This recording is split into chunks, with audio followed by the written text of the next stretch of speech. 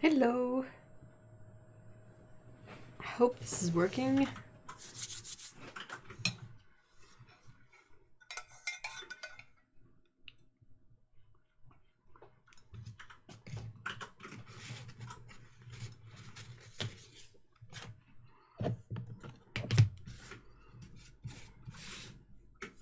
It is. Yay, thank you. Hi guys. Hi Bucks of Paint. Hi Lindsay. Hi Susan.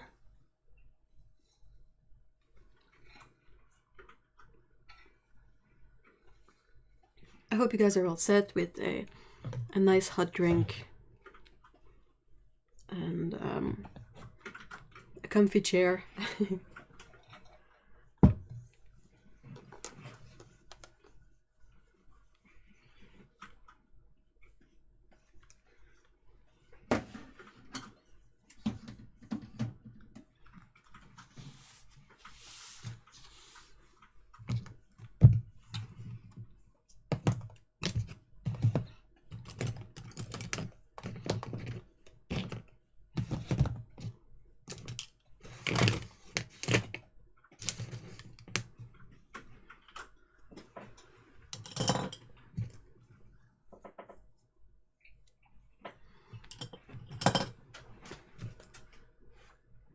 How is everyone today? Hubby will come with a hot drink, got a new desk chair from Little, and paint on the glass slab ready to roll. Oh, nice! If you're using a glass slab, what are you painting with? Is it oil or is it watercolor? Also, what is Little?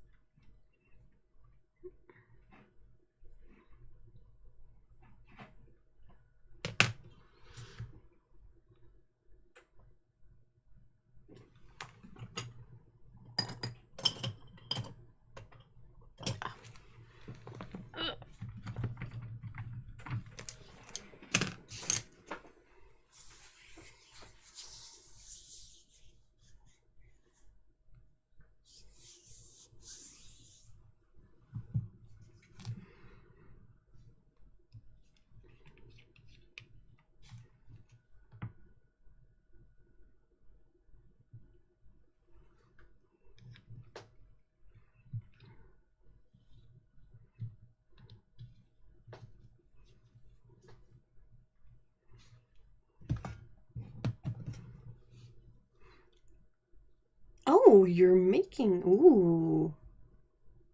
Oh, good luck making Queen Magenta. It's a beautiful color, but it can be a bit difficult to make. Fiddle is a supermarket that has specials every week. They're all over. Oh, okay, cool. Still in bed with the mischievous puppy chewing on things. Yeah, that's kind of what a puppy does. Is he at the stage where he loses his teeth, or is he just like chewing on stuff because puppy?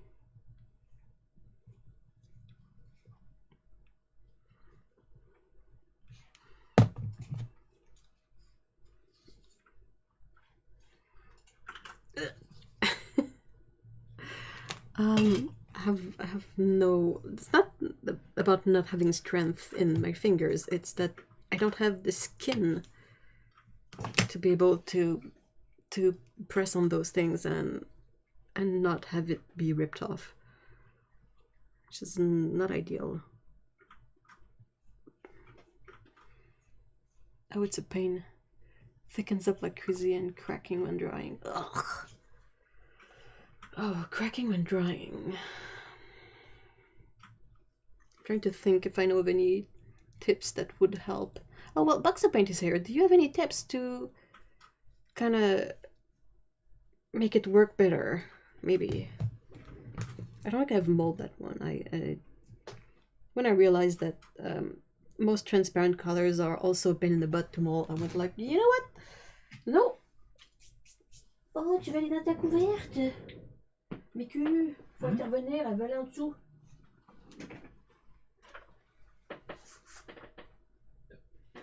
Vas-y. Vas-y. Elle creusait la couverte. C'est juste pour se faire un oreille. Vas-y. Non. Non. Non, non, c'est moi qui décide, c'est pas vous. Tiens. Caturday. Check là. Creuse. Creuse, pépette, pépette. Je comprends pas comment ça marche. When I used Schminke binder, it was 9-part binder to 1-part pigment. Yikes. With my own, it's close to 20. Ugh. Why?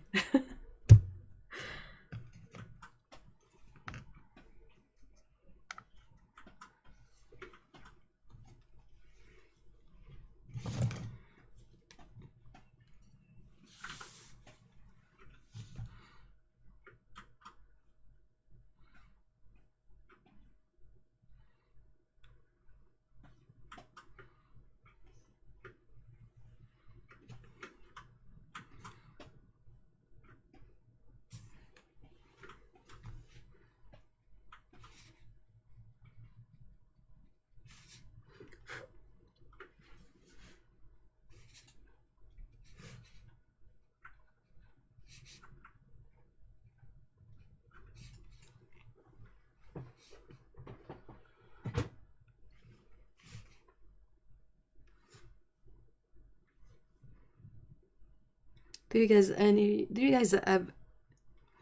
guys have any plans for this weekend? I can speak.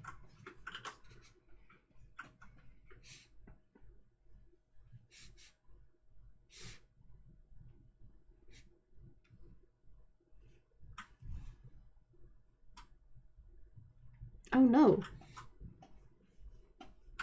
What was wrong with the old binder?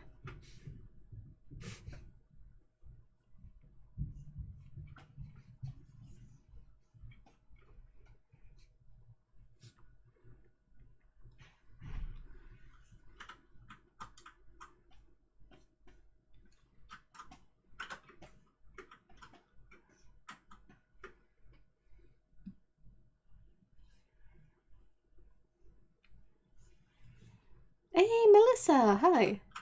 Doing taxes this weekend. Woohoo! Is that a real woohoo or is that a sarcastic woohoo? I don't know. Personally, doing taxes doesn't make me really go woohoo. Except that now we have them made by an accountant, and yeah, I'm not going back to making my own taxes if I can. Fancy ham supper tonight with my grandparents, starting my classes, homework, cleaning. Ooh, sarcasm. Okay, good.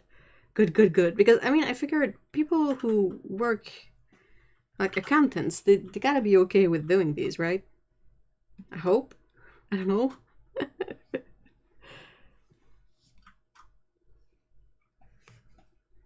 We would use the softwares like TurboTax and all that, and there was inevitably a part of it where like it was super confusing and we would not be able to find an answer to our problem, and ugh. Like how to make people miserable.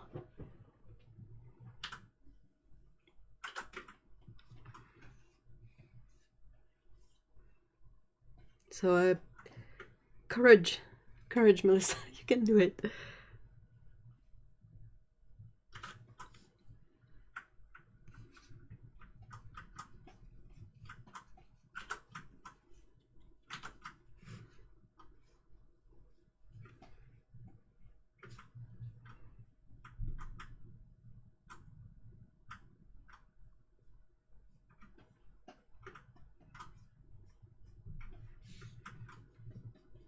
So confusing, it took me 8 hours last year. Oh no.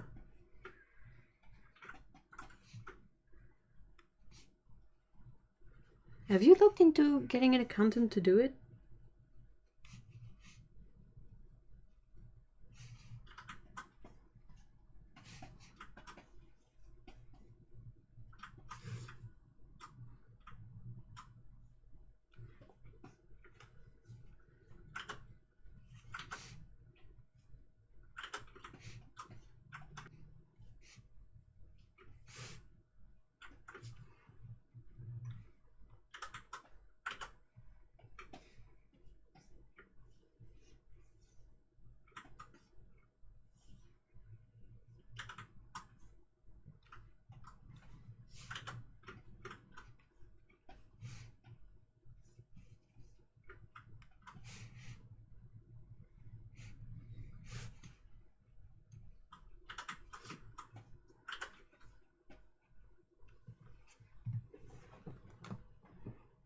last year's binder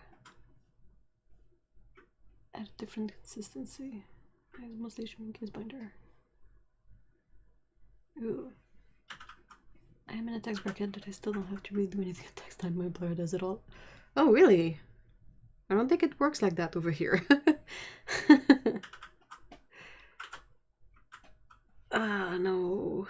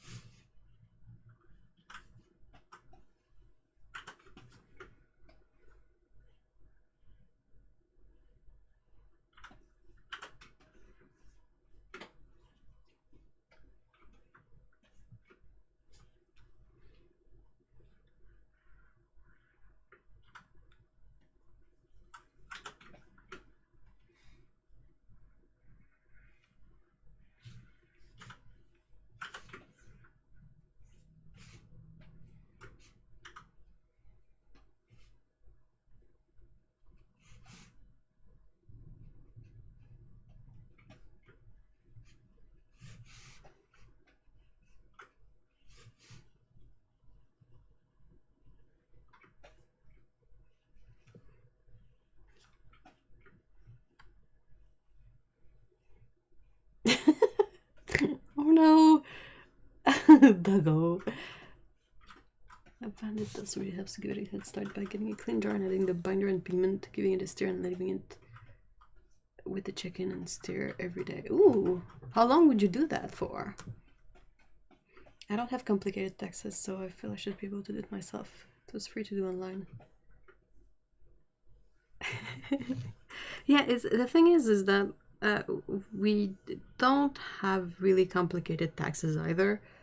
So it's not that expensive to have it made by a professional. And it saves us so much grief and headaches and stress that it's kind of really been worth it. So that's why I'm suggesting to look into it, because it can be like a surprisingly affordable maybe, and you might enjoy not having that stress.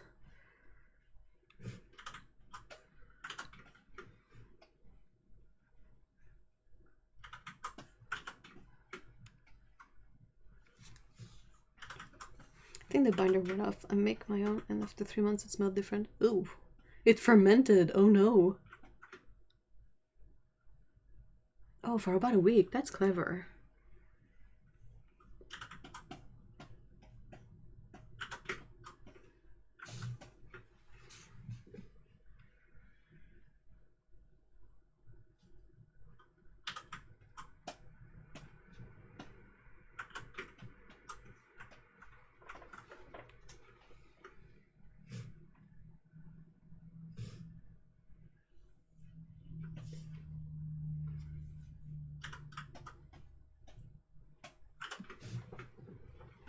Yeah, I agreed. The Griffin's test was too much. Maybe worth the fee. Yeah, it can be. Like we shopped around a bit when we decided to look into that, and the first estimate we got was absurd. It was like $400, maybe more. Like it was super expensive, and we're like, yeah, okay, no.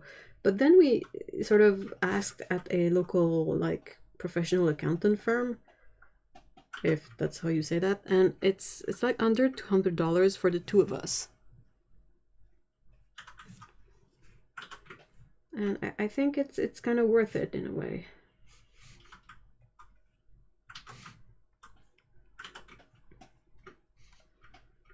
If it's simple taxes, it's going to be simple for them to do too, so it's not going to be like an abundance of weird fees for complex stuff, I guess.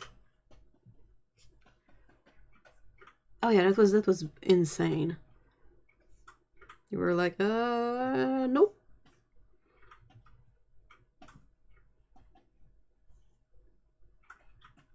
I think to be fair to the situation, I think the person we met to get the estimate over there like was not necessarily a professional accountant really, or like it was just a bit felt a bit like it was a new person who wasn't quite up to speed, if that makes sense. Hopefully it's not much for just me. They do take advantage, yeah.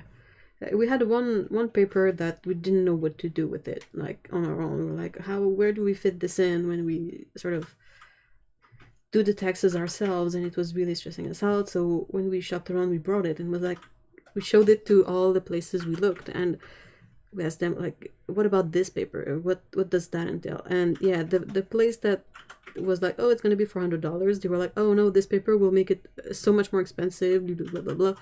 And the other place we went to, the one we chose in the end, they were like, oh no extra, no, like it's nothing like really special or like weird. We'll just put it in with the rest. And we were like, oh really? Okay, sold.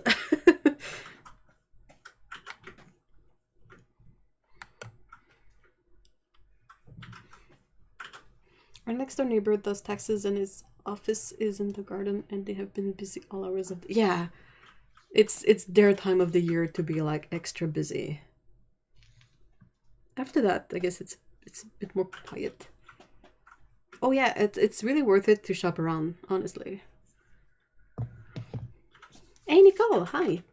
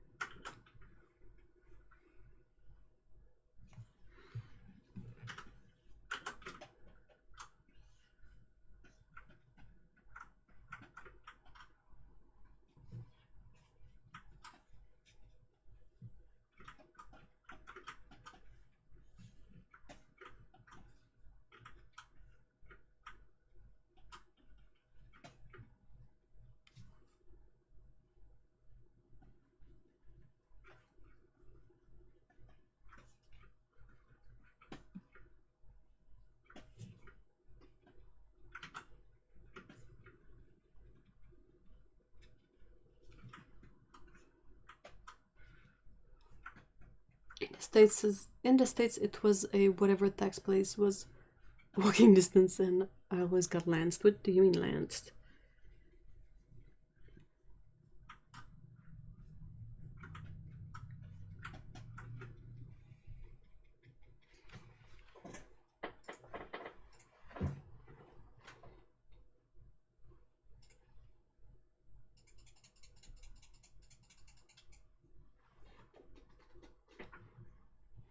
We have had 2 days straight of bright sun and warm, and the garden is really waking up. Oh, that's so cool.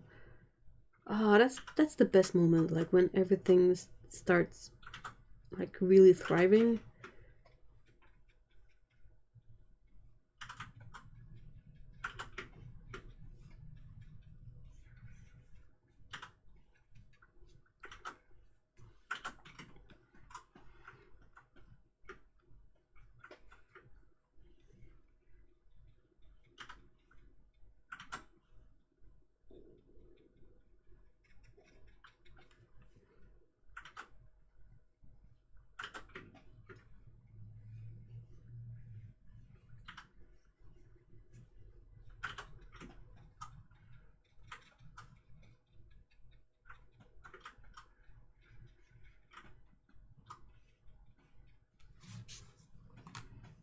Could just toss it over the fence, maybe.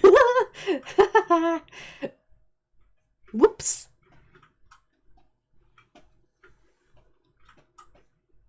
The freeze burned our Acer, but it's recovering, and we got it shifted to exactly the right spot to give the fish some shit. What? What? We have violets popping up along all this. Oh, that's cute. We're finally getting some crocuses and tulips. Finally.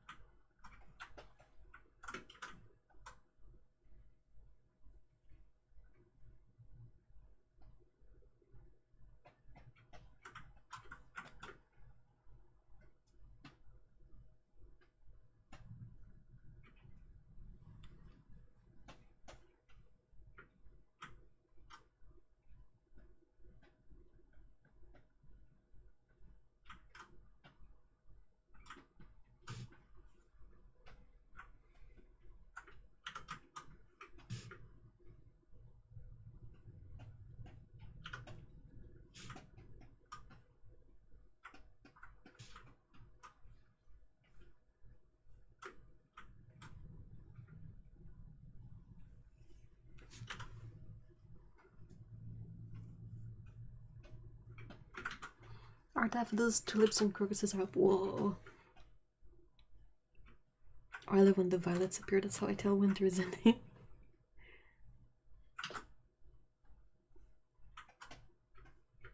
Fish are super friendly, but it's spring and there are birds. Plenty. Oh no, poor fishies! The cats completely don't realize the fish tank exists. Maybe that's for the best, right?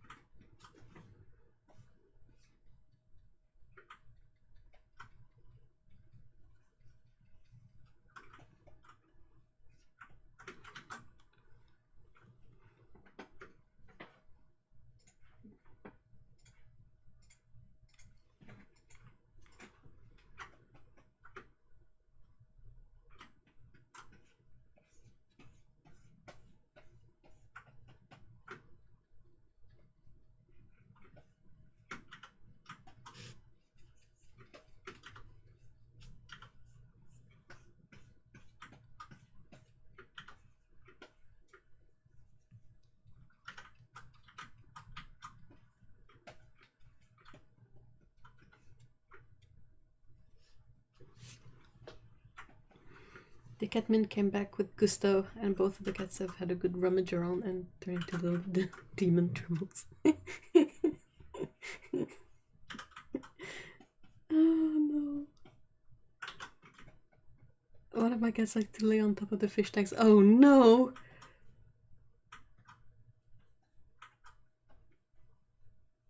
For Cynthia bushes. I don't know what that is. And a very wet, disgusted cat. I'm probably gonna like fling water everywhere.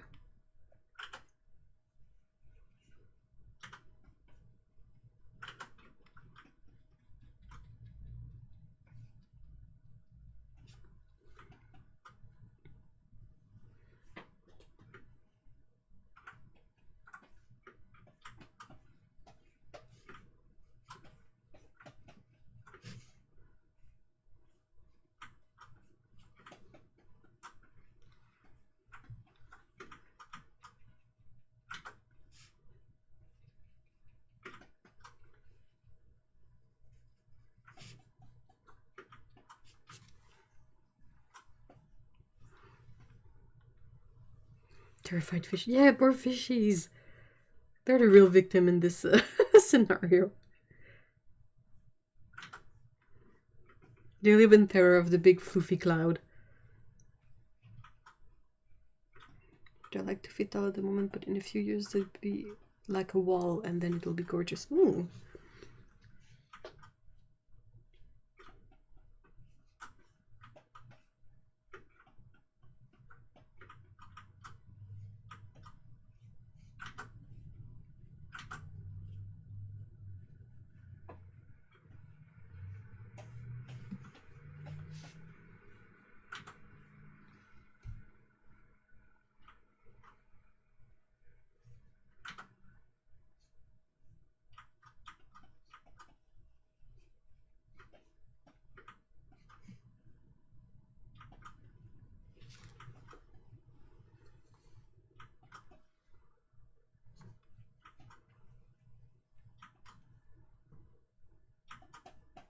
Floofy cloud. For Cynthia, our yellow flowered bushes, the flowers look like stars. Oh, I think I saw some. Those are pretty. My in-laws have triggered us and we finally had to tell them to quit. Let the cherry tree at the front of the house to grow and to privacy well, and they won't shut up about people stealing them.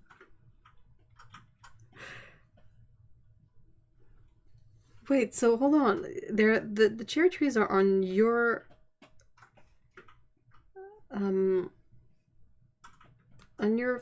house where you live right now, or are they on the in-laws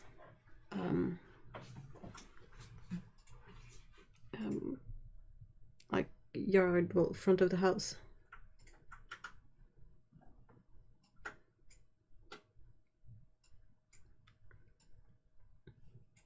I always find it a bit funny when people steal like fruit from trees that are on private properties. It's like, well, you know, maybe the people who live there, they planted it so that they could pick up the fruit, not you. You know.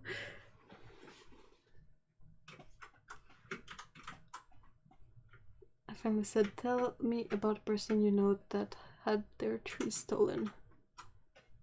And I was not being pleasant as I pressed.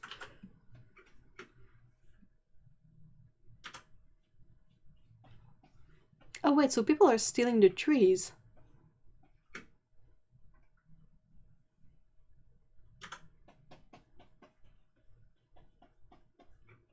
Wait, hold on. So people were stealing the trees? Like planted trees? What the...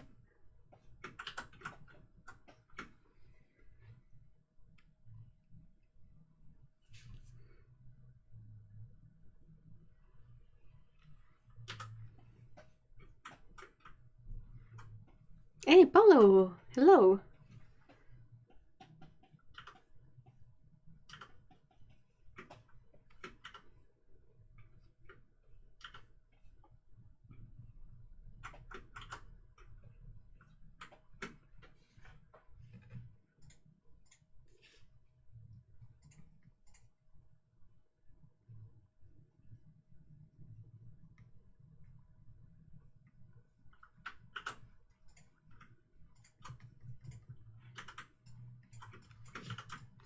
There are 4 dwarf trees, but they are in pots with 45 liters of dirt and rock, so if they want them, it would be hard work. Okay. One of the in-laws kept saying people they knew had their tree stolen, so I went into give me the details of this set occurrence mode.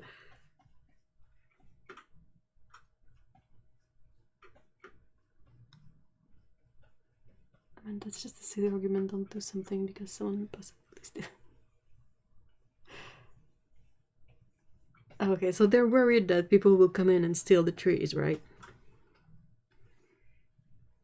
I mean, I know Lee Angold has had trees stolen. We've had people rip up chunk of plants at front a couple of times, but never taken the whole thing. Ugh. I struggle with this idea of like, oh, someone has beautiful plants on their yard, I'm gonna steal them. Wait, what? Wait? You're gonna do what? Why?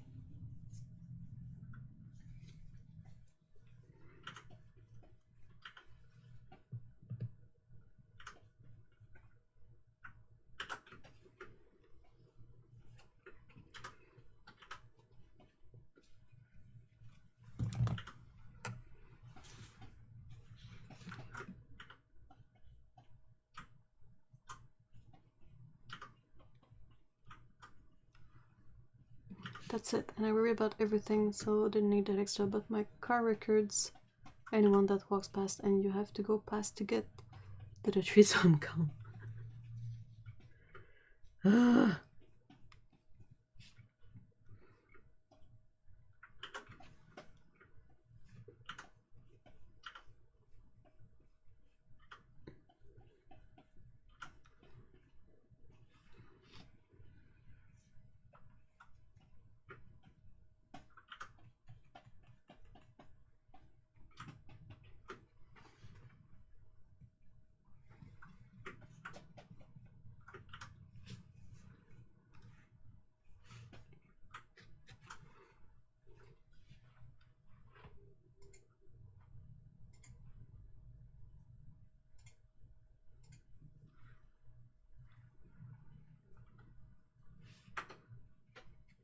So the cherry trees you have, do they wield fruit when the time comes,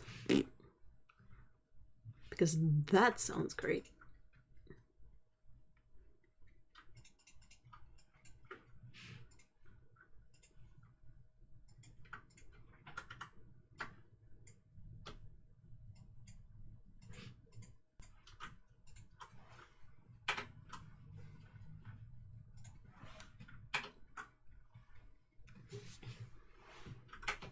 We planted something between, and I've let the neighbors know that they are welcome to the sweet peas, because the faster we pick them up, the faster they'll make more flowers. Oh, that's cool. Yeah, I mean, that's the whole point. If somebody tells you, like, oh, yeah, you can, when the apples are in season, you can grab as many as you want. You're like, okay, cool. Morello cherries. That's great.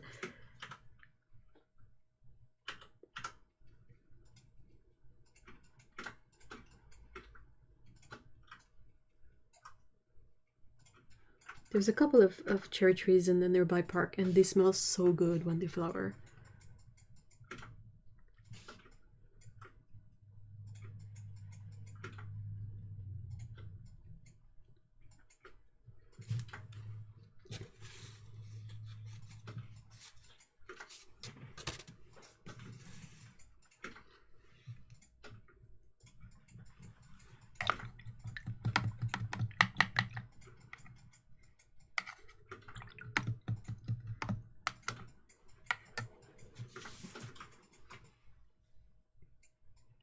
I think peas grow really fast, don't they?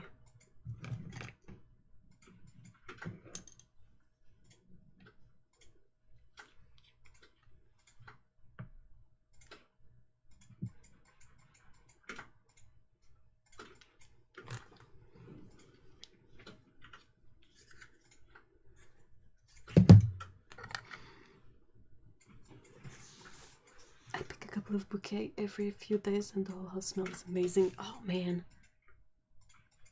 Are the cats interested at all in the plants, like the cuttings you bring in from outside?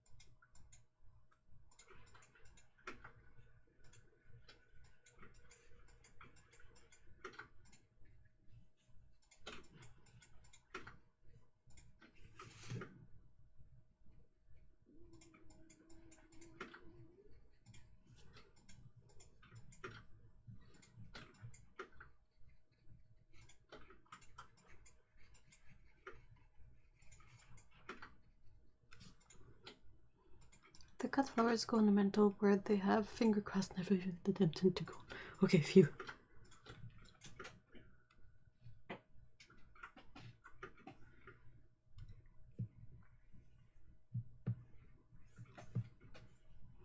But have to be really careful of succulents and things because Emmy is a nibbler. Oh no. Are they like bad for pets? I know that aloe will make like cats really really sick, and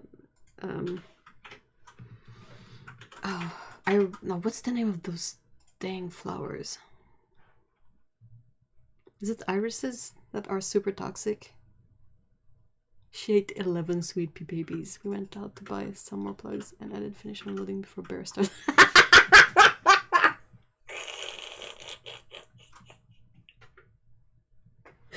Oh, rascal! Have you tried growing your own cat grass? Perhaps if they have their own sort of young greenery that they can nibble on, they will be less tempted to eat the other young greenery.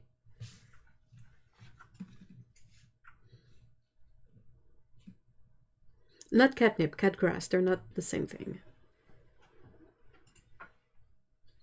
Catgrass is basically very young oat shoots. Yeah, basically it's oat shoots. And cats can eat those and be able to digest them. They won't like throw them up.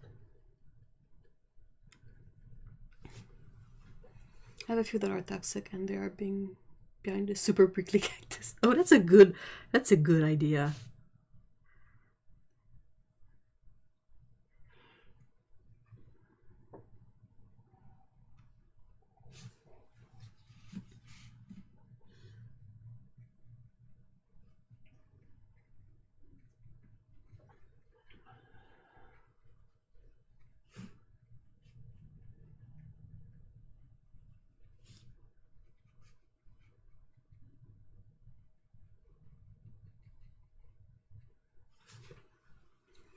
Catgrass is a pain in the bum. You have to restart it every couple of weeks and they don't like it until it's just about... Really? Huh, that's interesting. When we would bring some in here, they would... yeah, they would eat it straight away.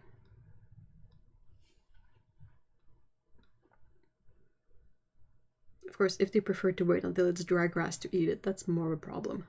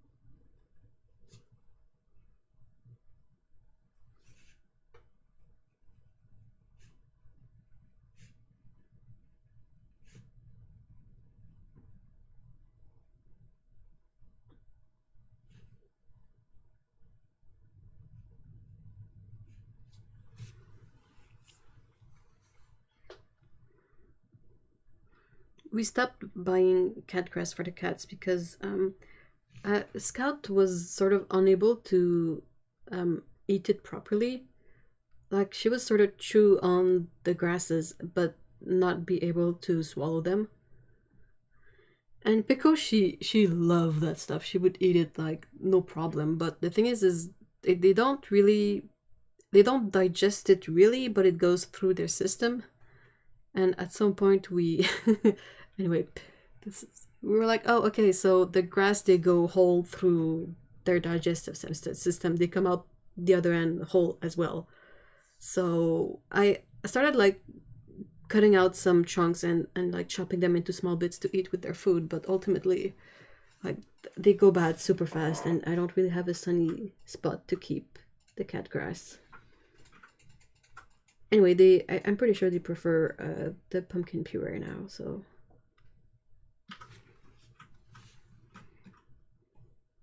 You know when it gets leggy and hard to water, that's when they munch. The baby stuff they're supposed to trim, nope. What? What? Oh, of course.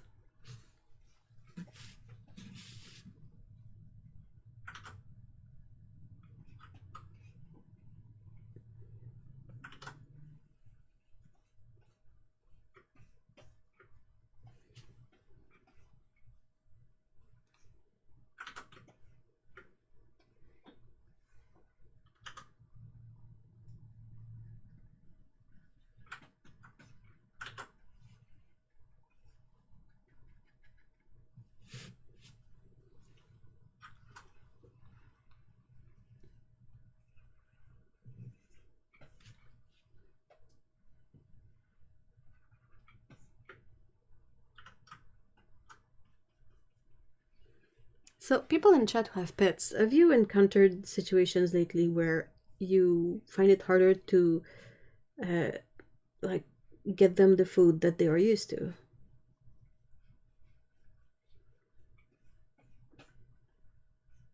I've been having these issues with the cats where the canned food that we usually give them, the initial one got discontinued, and now the one we had found as a replacement, they don't sort of have it all the time. And we're just like, what? And there's like a general lowering in the quality of the food offered. Like, we can see more and more that certain foods offer very vague description of the ingredients, like, this has liver. And you're like, okay, well, liver from where? Nope, just liver. Deal with it. We did find the one people food that Bear thinks is absolutely fine. Turkey. Hops had cracker in a few pieces for a snack and tried giving him a sliver, and he went a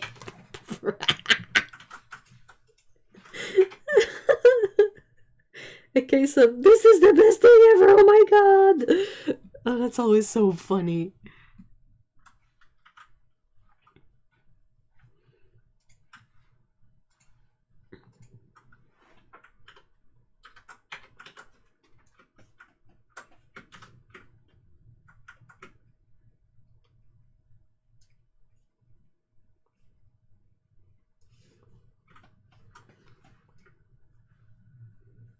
Our latest big hit like that was a can of tuna and pumpkin food. It's like two of their favorite things. So that one went down like super well, but it's, of course, it's more expensive than the stuff you would be able to get before. It was chicken free because, ugh.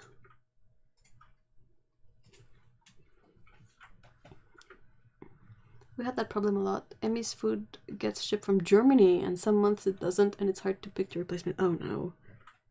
Is she picky, or does she have allergies too?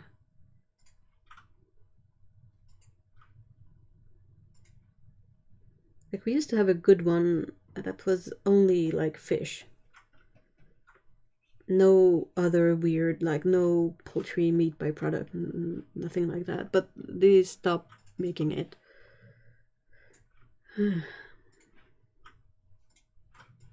So I had heard that there might be like a production issues with the metal tin that are used to make the tins for pet food, but I don't know for sure.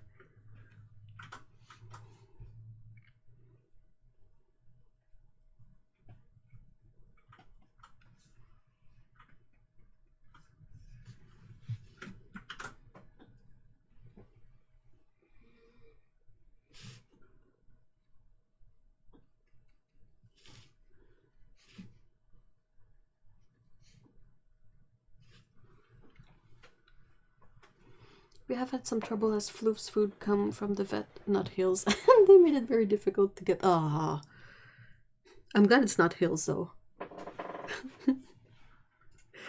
Like, Hills, they were bad even before the pandemic.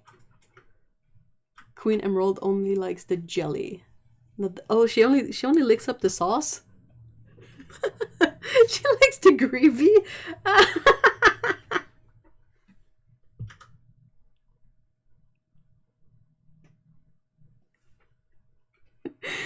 Oh no. So whatever stuff is around the meat is the good part, and she leaves all the meat behind. Does Bear pick up the meat? Like, does someone sort of eat the meat, or is it gross when it doesn't have all the sauce with it? Charlie's easy as I have him on Purina Puppy Chow, and I can. Oh yeah, that's good. That's really good. Yeah, it's when your cats are either picky or have allergies that it gets so complicated.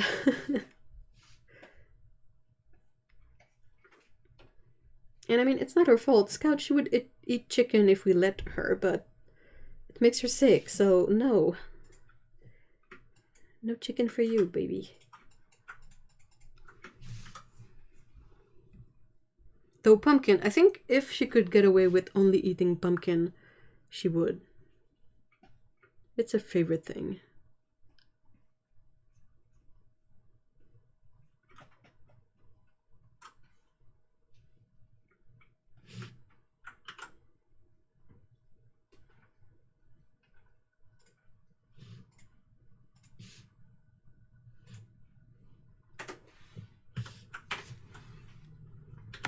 And it drives Bear and Annie crazy because they can see there is a perfectly good snack trapped in her bowl.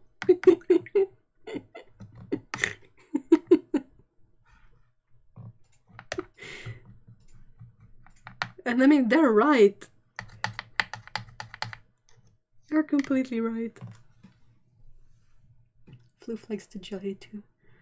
Ours will eat whatever, like whatever it comes as a pate or the bits and gravy. First dog was the allergy boy and could pretty much only eat boiled chicken. Oof.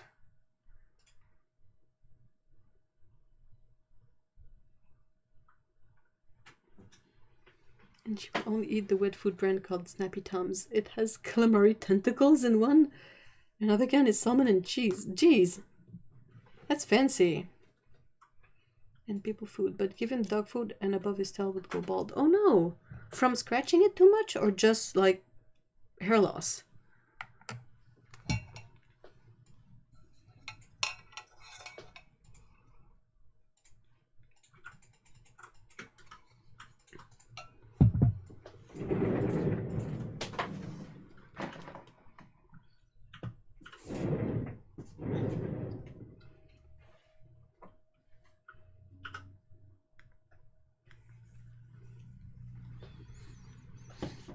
Our cat's microchips are garage door. Oh, okay.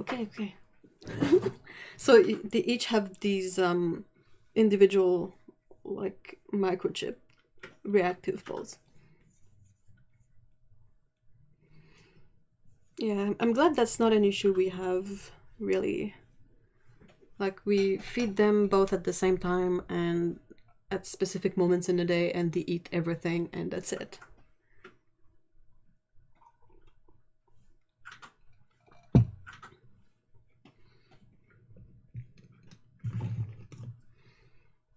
Bald from the itchies. Oh no.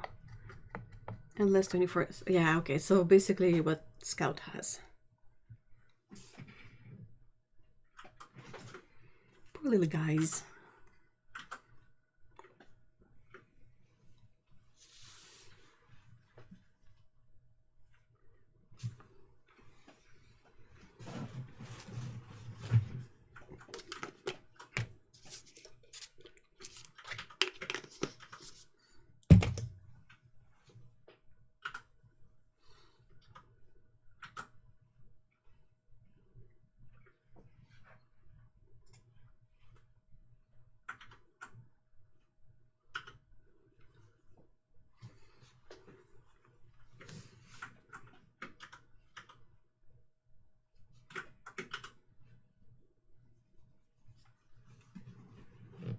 Bear would eat everyone's food if he could.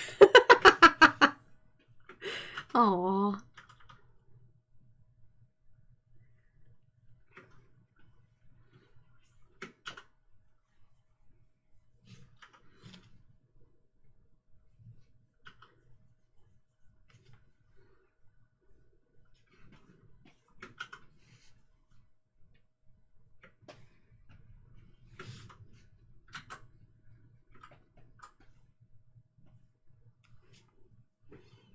The dog have been amazing with them, but not getting nasty when he pops his head between their feet to see what they're.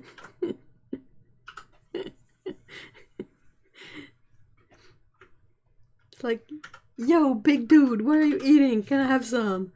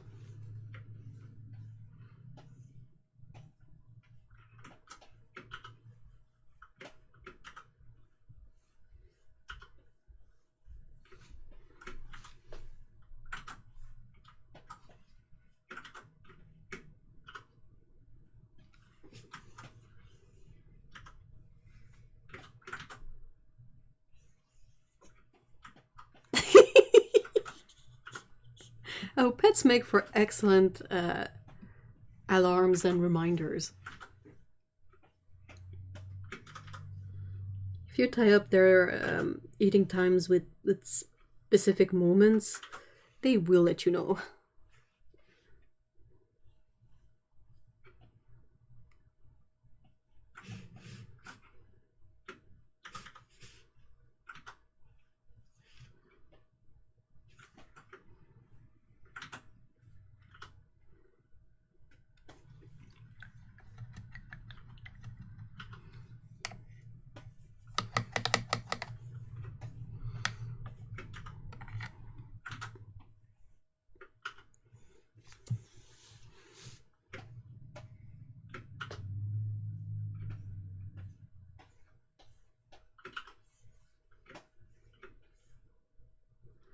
So, Bugs a Pint, were you there last week?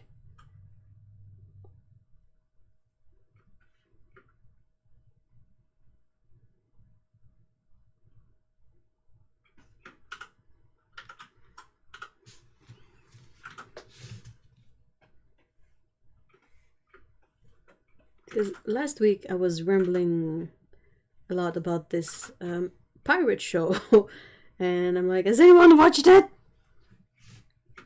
But I don't remember who was there last week.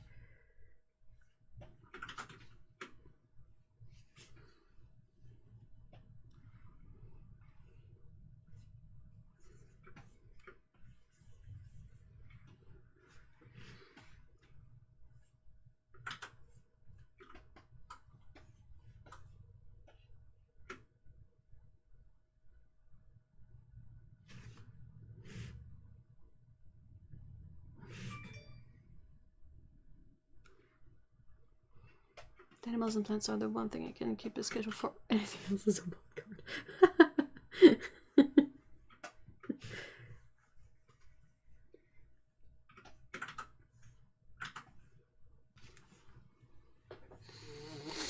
Sorry. Allergies are bad today. Whew.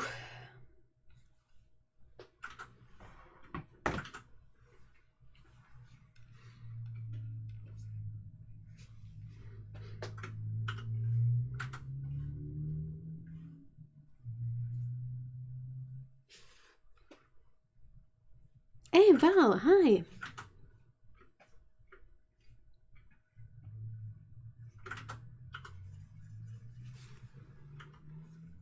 I missed last week was hubby's birthday. Ooh, well, late happy birthday then. We're in London watching a drag murder mystery. Nice. That sounds amazing. But yeah, I was rambling on and on about Our Flag Means Death last week. And I was like, everybody should watch it! Otto! Hi!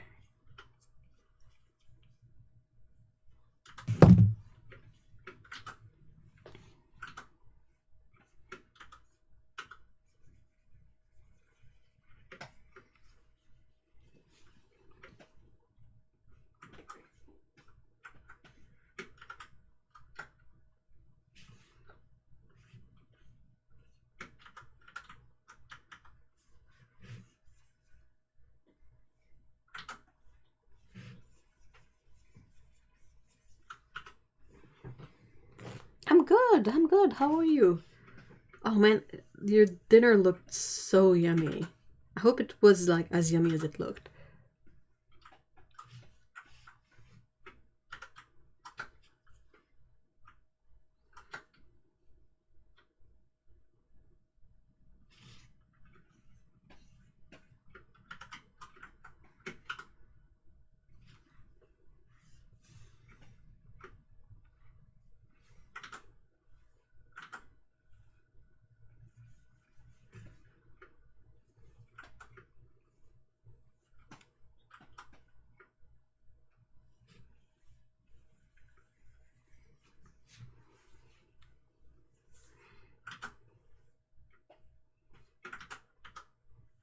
It has been today. He's done 49 pounds.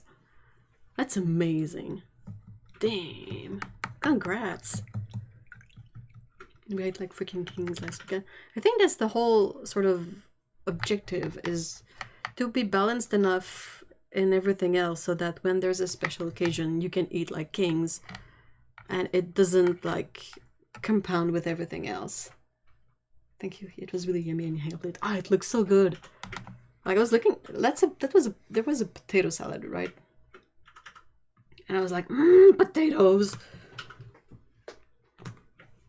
The only thing he wanted to eat for his cheat day was poutine. But no! Oh no, it was closed.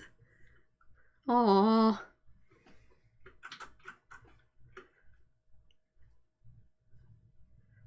Dang.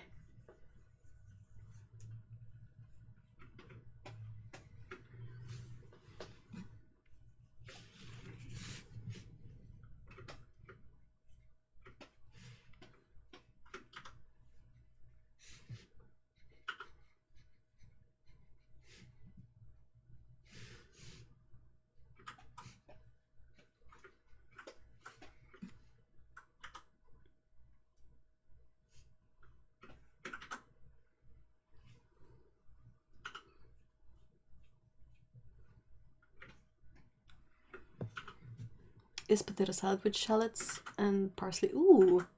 And of course Japanese mayo.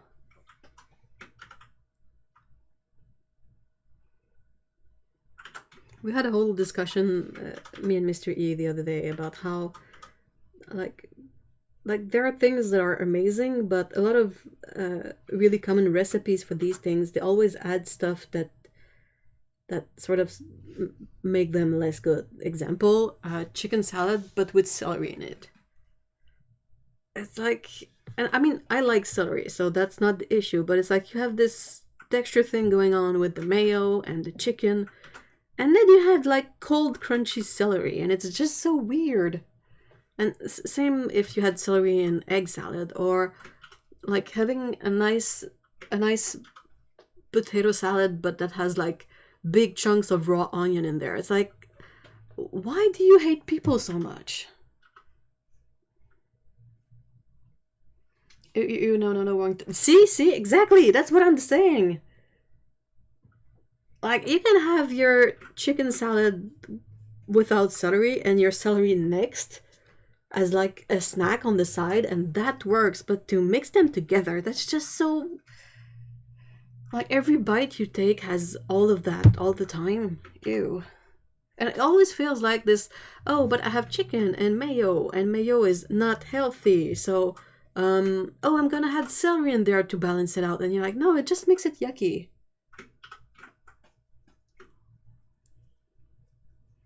I've put some peeled apples into potato salad before.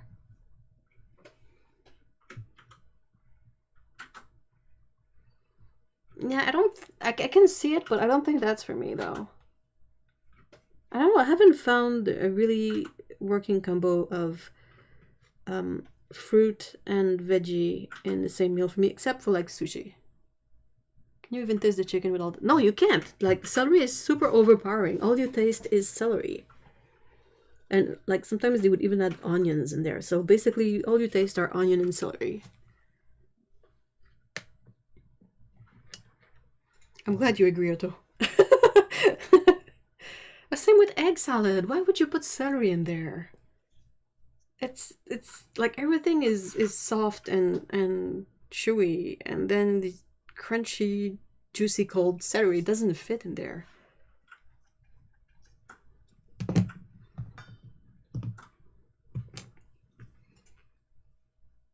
I remember one of the worst chicken salads in which I ate was like takeout on the road ages ago. Basically, it was 50% like weird mayo sauce. Like, it wasn't really good mayo. And it had about like 5% chicken, and everything else was like green onions, and like chives and like oniony stuff. And it was kind of runny. Seriously, it was... Nope. Shock hard. I know, like, people put celery in everything, and it's like, no.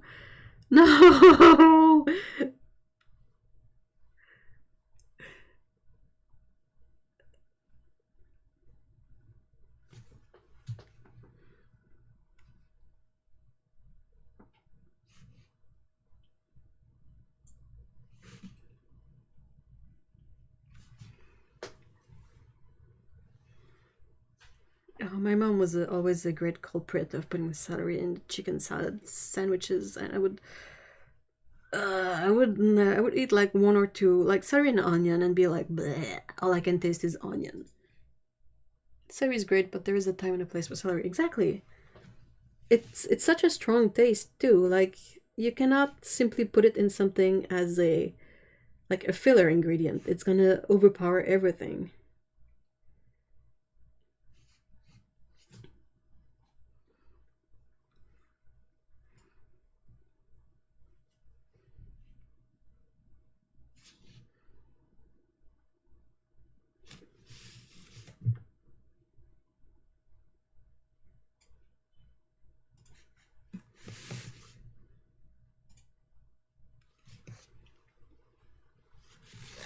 And to answer your question about what has everyone been up to this week, I finally managed to finish one of my own videos. Only took a million years. I'm waiting for the okay to post it.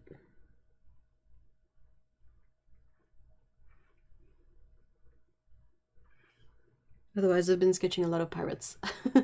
Hello, I am sorry, can you taste me? What do you mean you can't taste anything else? Don't you just want to taste me regardless of what you are eating? Hey! I'm the forgotten and neglected celery. Put me in everything! We have this dish here that I've only had in a sandwich, coronation chicken. And it's one of the only times raisins is okay. Please elaborate. Because that doesn't sound promising at all. The what videos? One of my own videos. Like, I managed to finish one of them for the first time in like months.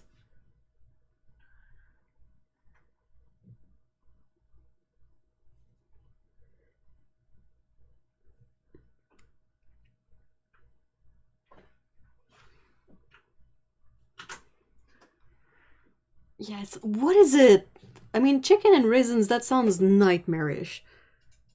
So I require like more info, please.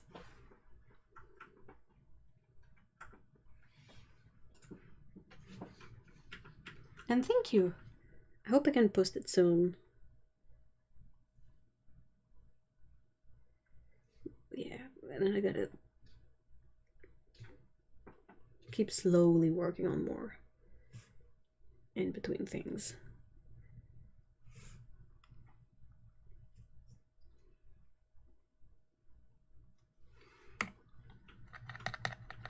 It's chicken mayo. Okay, yeah, that's fine. That's okay. Then curry powder. Okay, raisins and almonds. I mean, you can stop after curry powder, and I'm in. I'm still in.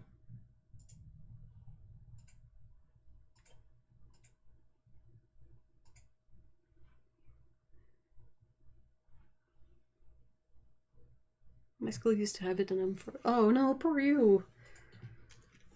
Dang, they wouldn't be able to serve that today though with the nuts in it. Yikes.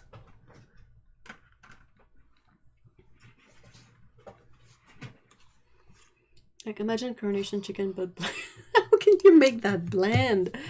Like, you only put turmeric in it and not any spices? So depressing.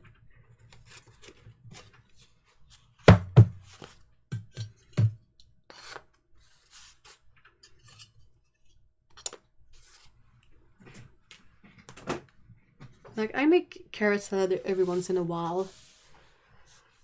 And I will put like chopped unsweetened cranberries in it. That's about as far as I go.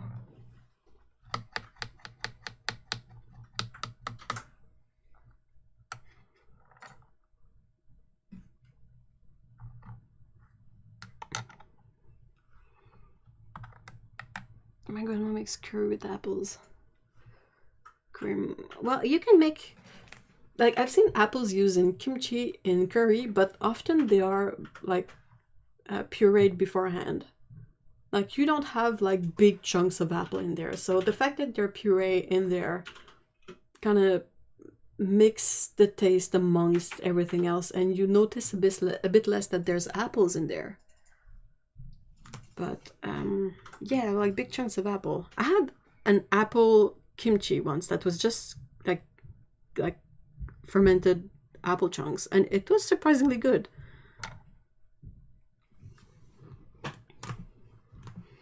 Clive's school days food is enough to put anyone off eating ever. Oh no. Haha, people complain about food school. Imagine being in a boarding school where all your meals are... Oh. Oh. Hey, have a good weekend, Lindsay.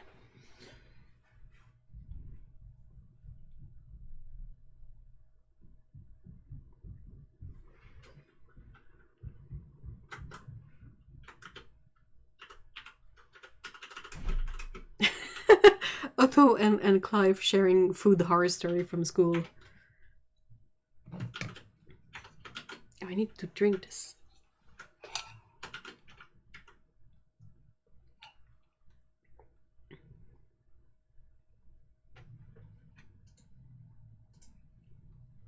Hey, Lena, hi. Hi, Salome. I didn't say hi, but hello.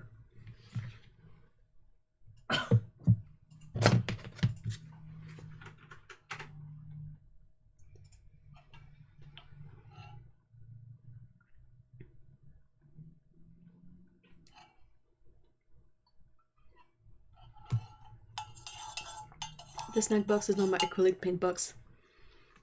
And just noticed that he'd written open or die. And it's been running jokes for a week. Oh no.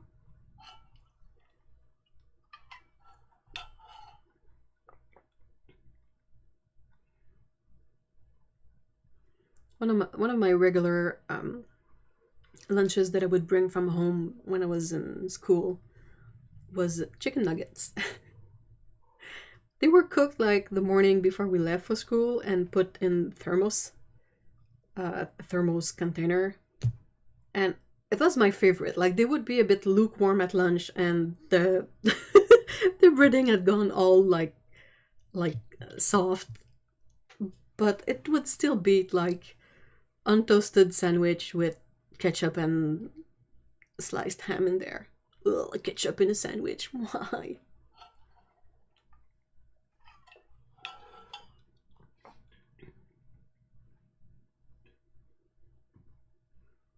He was indeed. I think y'all would have a lot to commiserate. Dyslexic and boarding school fun. Oh no.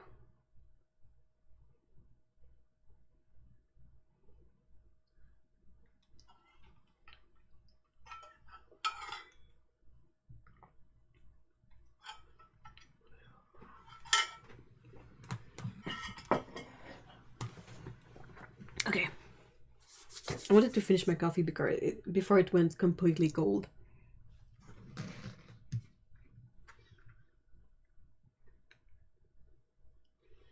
Okay, so which of these, can you see them? Ugh. Okay, so I have light orange, light phthalo blue, Titan buff, Titan green pale, and light phthalo green. So which one of these do I use as a sort of base, like as a tinted white for this one? I thought I went for school for a lot of hours, but he did pretty much 5 a.m. to 11 p.m. until uni. Oof. All of them?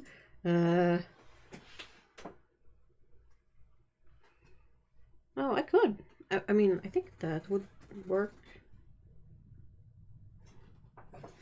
Like, the flowers could be mostly these two colors, and that would be more for the greenery.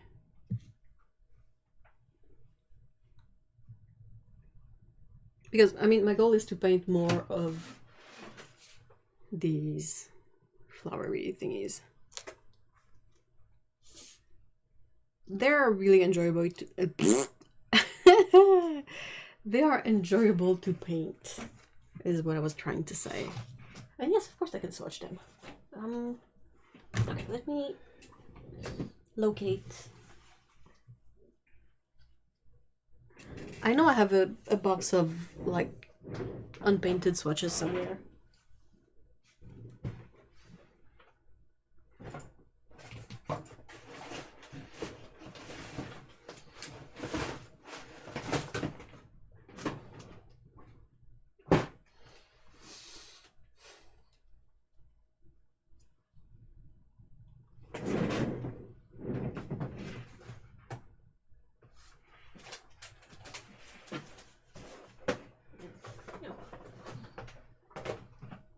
Can't find it, so just grab this. Oh, I know where it is.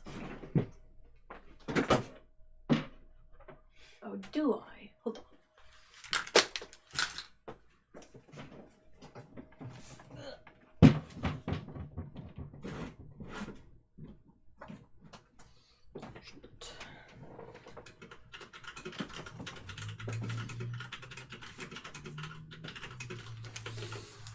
I keep a bunch of like ready swatches in the container somewhere, but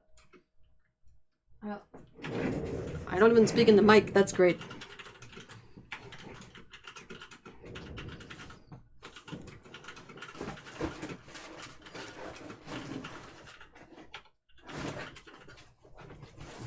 It's still gonna be the first thing I find when I'm done with this video.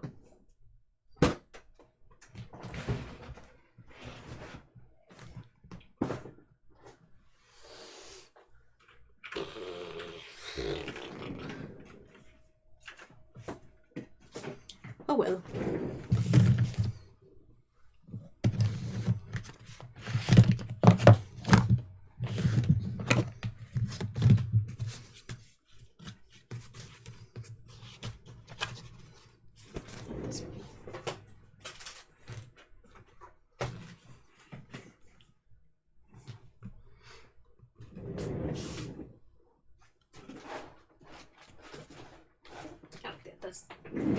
That's better.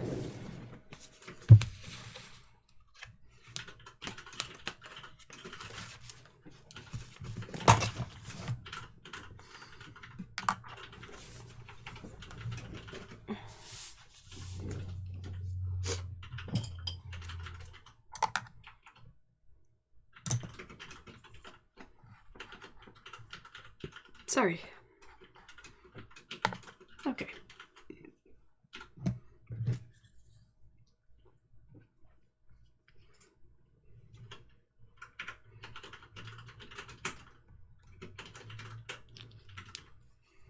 So this one is light orange. It's a mix of PW6, PY184, and PO73.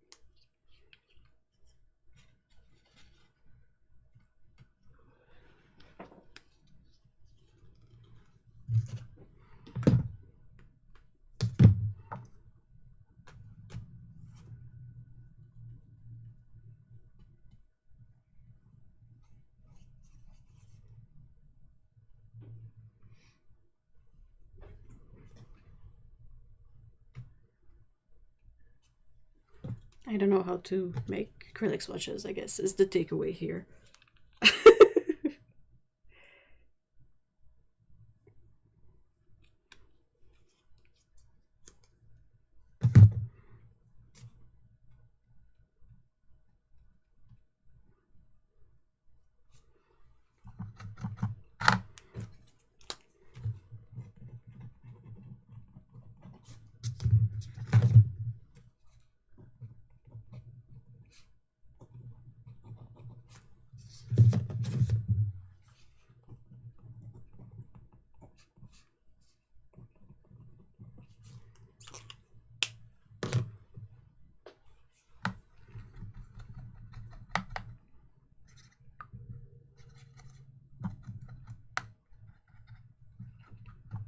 No, these are regular gouaches.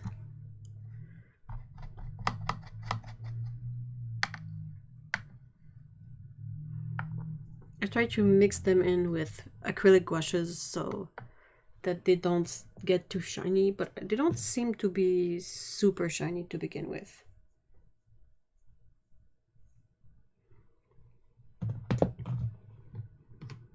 Yeah, that's the whole point. I got these specific colors on purpose because I wanted them to act as sort of a colored white when I do like flowers and greenery stuff.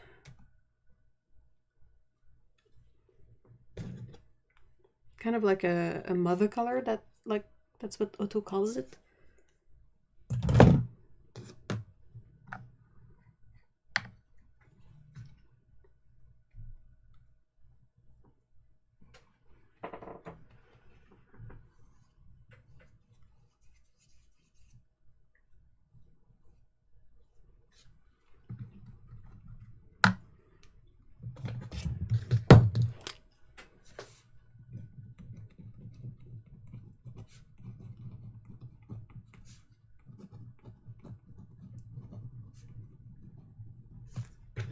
I think most of them have,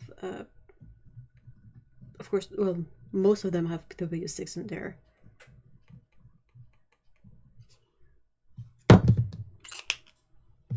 Mother colors! Sounds like a swear word, you know?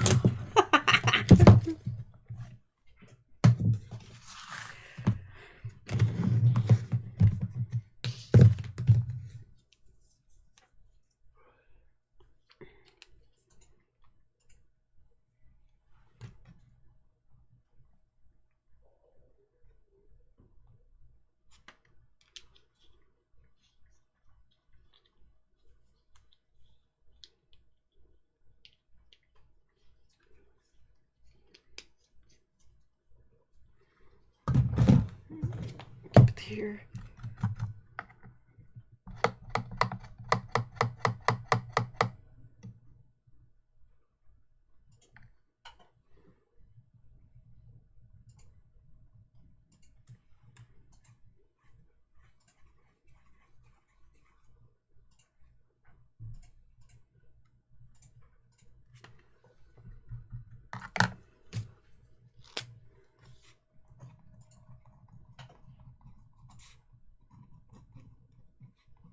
They have many more like tints like that, but these are really big tubes, so they don't have them in smaller tubes, I think.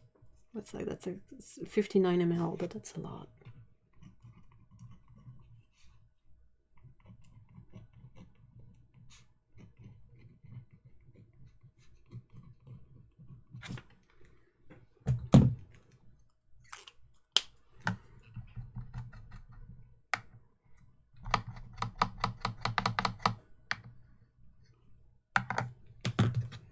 And the last one is light phthalo green, which, as you can probably guess, is just like phthalo green, though it's a phthalo green yellow shade. Huh.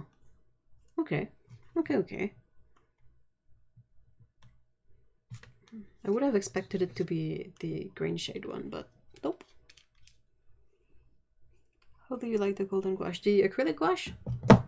I love it a lot. The only thing I don't like of their acrylic gouache is that they come in jars.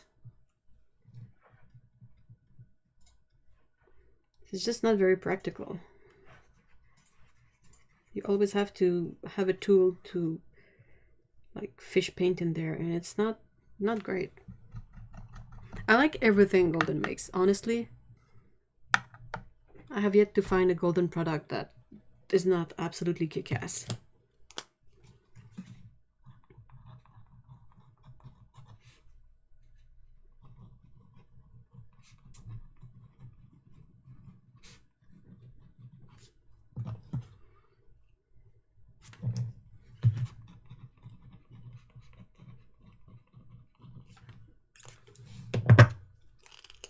Oops.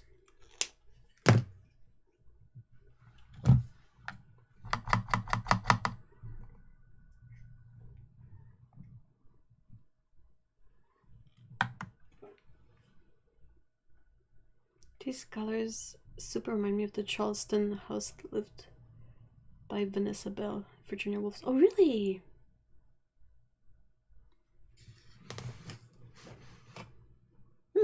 Yeah.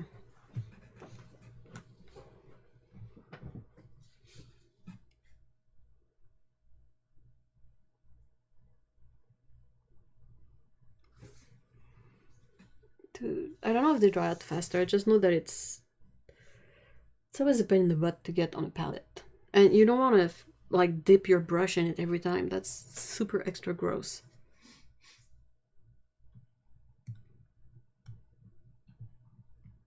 I have a jar of golden phosphorescent paint that is many years old, and it hasn't dried any faster.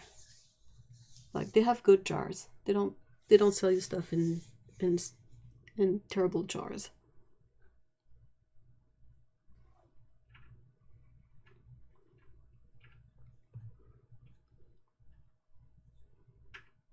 I truly wish golden stuff was more available. Well, you have Jackson's. And I don't know if RT Miranda has golden products, but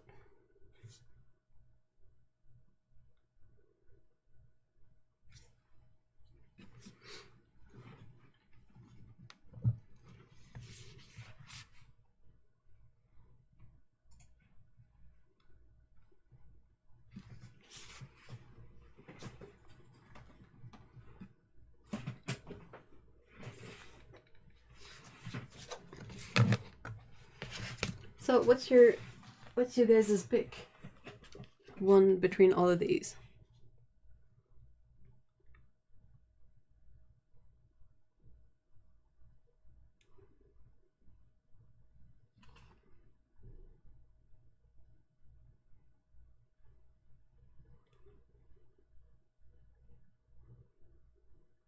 I don't think RT Miranda carries core. No, but they might have the golden acrylics though.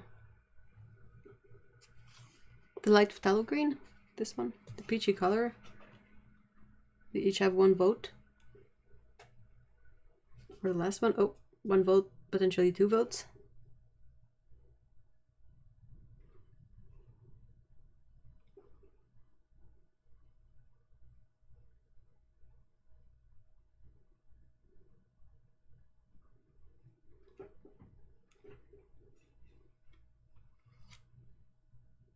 Let's try with the last one.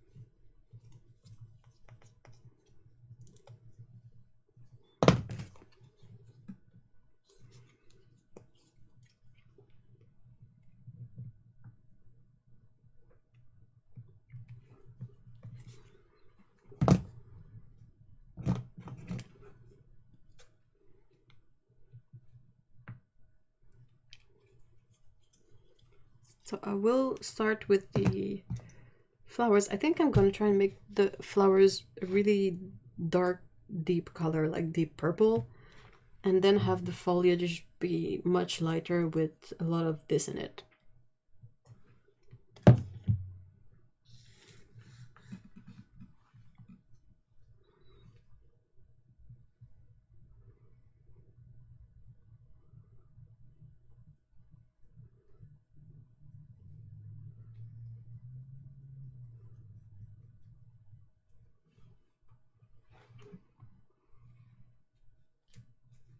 The green is a lot more pleasant than I was expecting. It's beautiful. It is.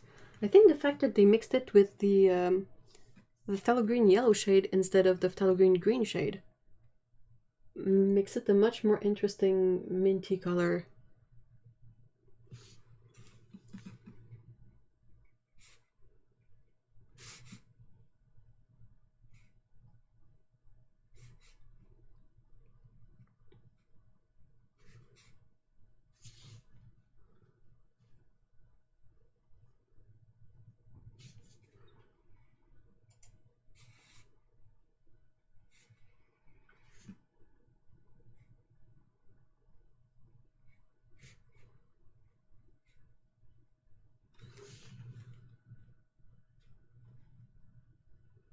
Oh no, poor whale.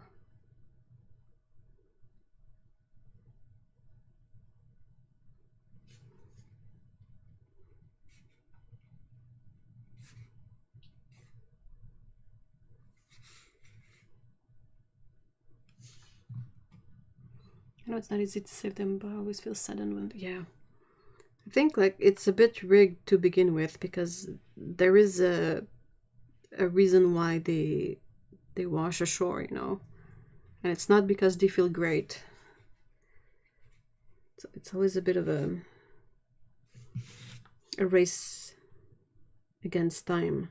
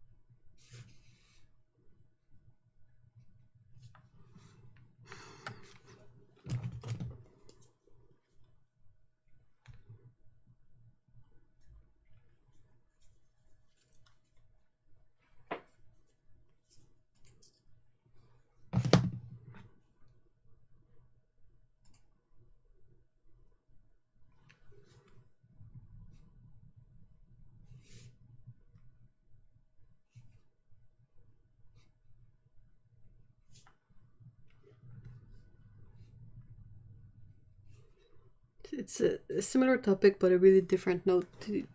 We I saw yesterday that they did a big remaster of the footage of the the time the carcass of a beach the carcass of a whale was found on a beach, and to try and get rid of it, they decided to blow it up.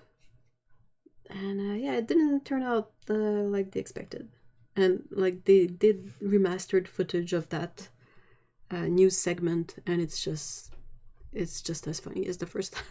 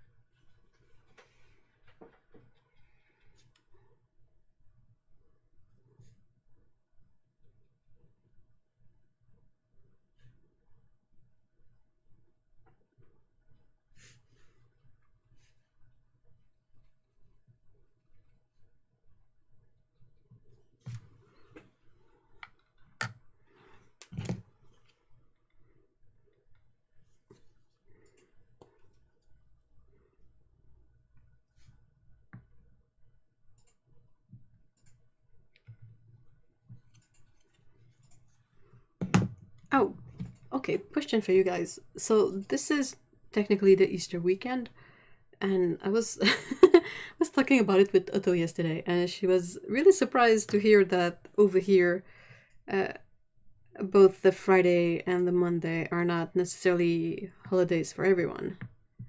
A lot of people here are made to choose between one or the other as a paid holiday. And I was curious about if it's how it is where you live.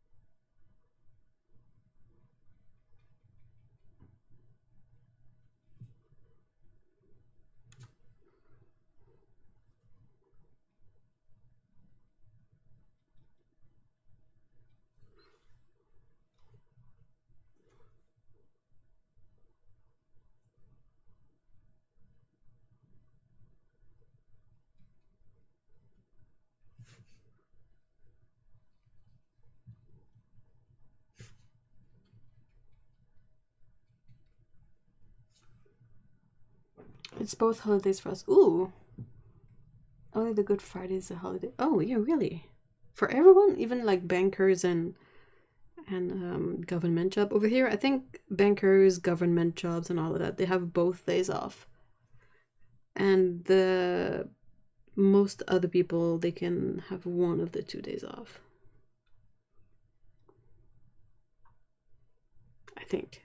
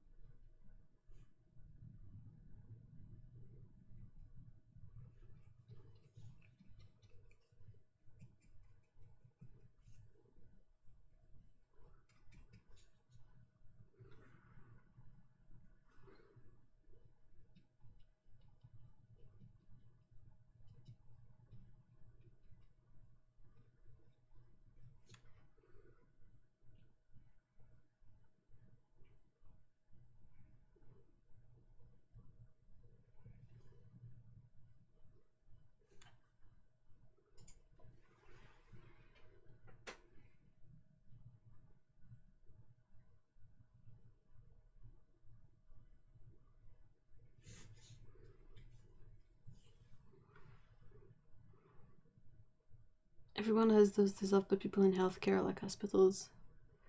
So, yeah. Saturday is a work day. Yep, that's because it's only like Friday, Sunday, and Monday that are sort of related to the Easter holidays. The Saturday, I mean, banks, I don't think, like bankers and all of that, I don't think they work necessarily on Saturdays all the time. But yeah, it's not a holiday. I don't think I'd ever heard Easter Monday until I'm really. Oh, and I guess we sort of have it here because we used to be. We still have the Queen on our money, if you know what I mean.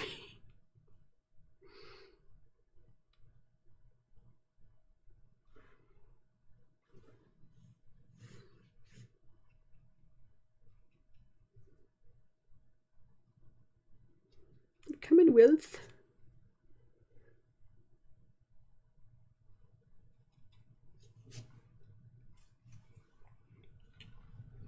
Hey, welcome back, Otto.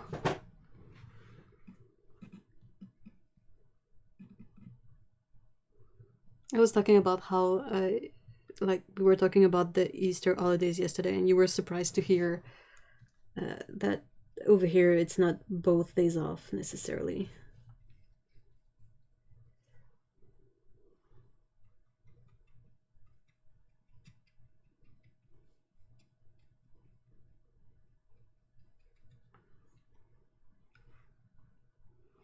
Are we talking about whether you get the Friday, Monday, or both? Yep, that's it.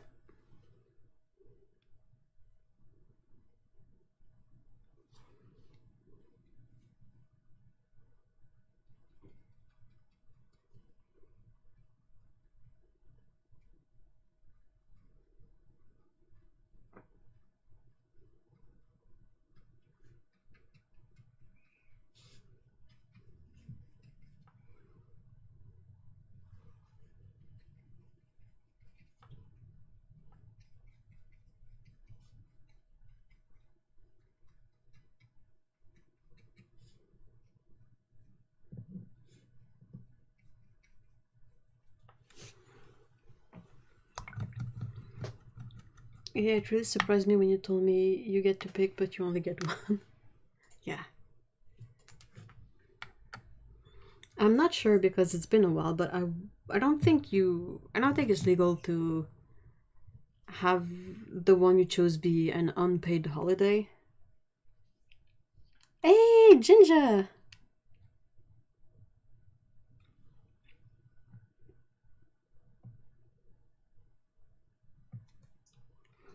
Also, if you're religious, how do you pick which one to get free? Oh, that's something I cannot reply to.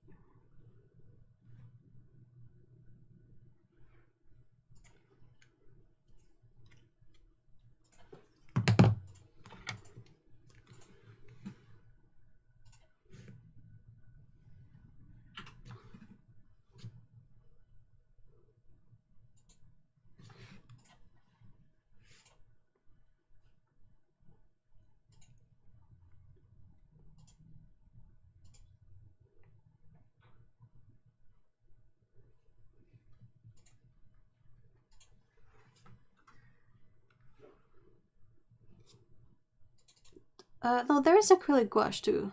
No, that's not gouache. That's acrylic gouache and acrylic. The other way around.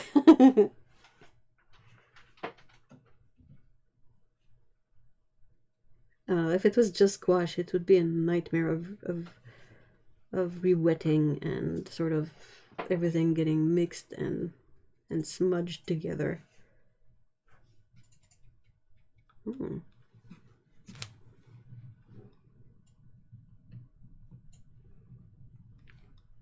Still good though. hopefully still good.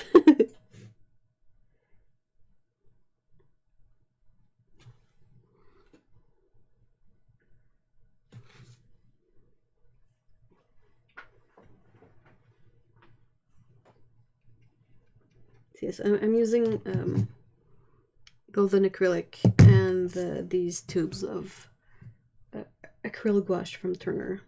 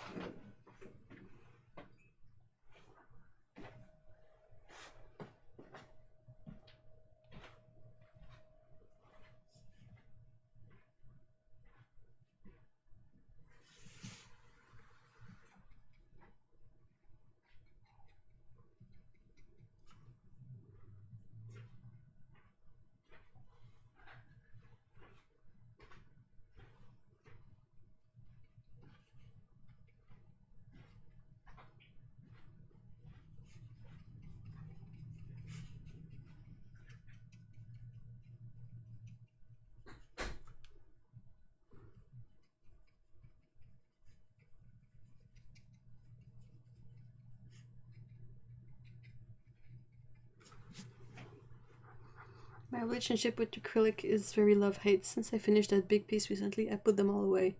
And there is so much desk space without the tubes everywhere. Yeah, they really do take a lot of space, don't they? That's why I try to work with limited palettes so I don't have like a bajillion tubes on my workspace at the same time.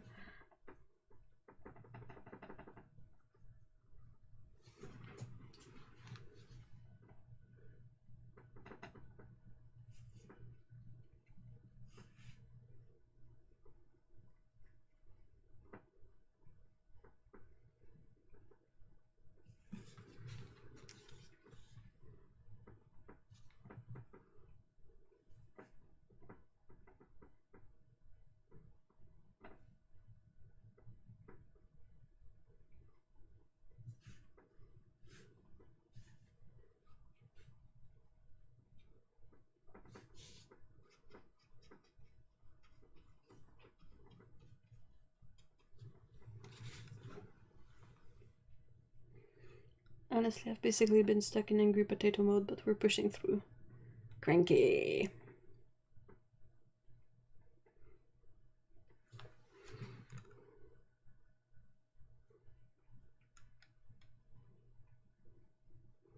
Angry potato mode, depression mode.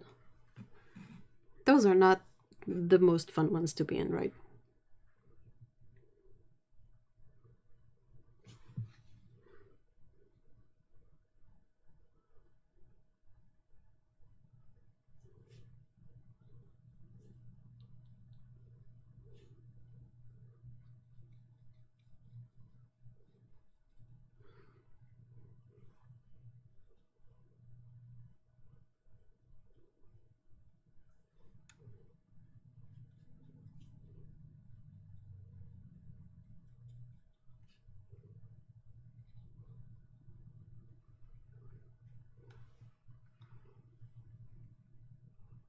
My chat doesn't seem to be budgeting, but have fun. Hey, thank you so much for being here, Melissa. I hope you have a great weekend. Good luck with the taxes.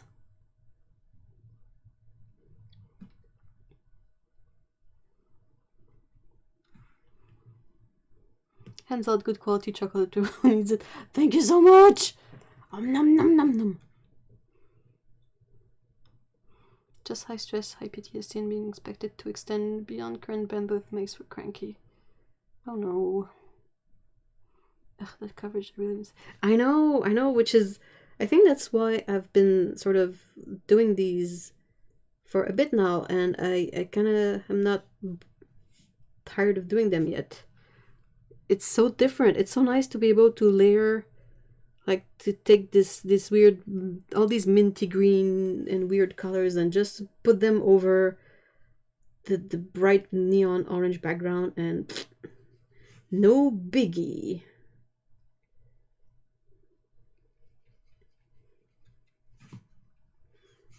Covers it up nicely, and whenever it's, I mean, wherever it's a tiny bit less opaque, it makes for really interesting colors showing through. And the fact that it's acrylic means that you can layer it up and it doesn't like reactivate everything underneath and makes a huge mess. It took me forever to find a way to enjoy acrylics, but I think that's it.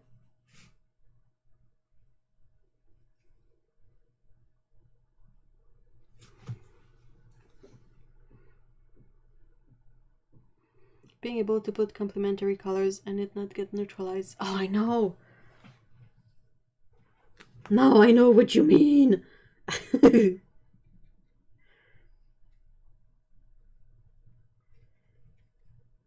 Do you ever take your acrylics out, Otto, and just like do a couple of brush strokes with them, or just like just for the feeling of it, to just play with them? Blending via glazing scuffling is no joke, yeah. It's very different and a lot of fun.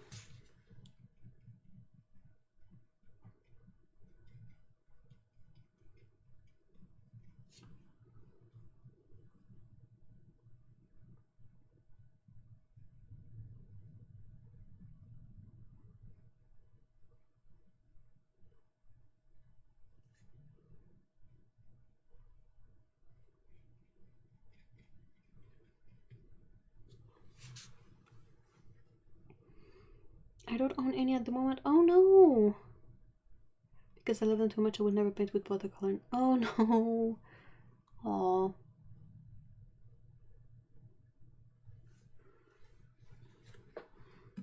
You have a really strong will, I gotta say.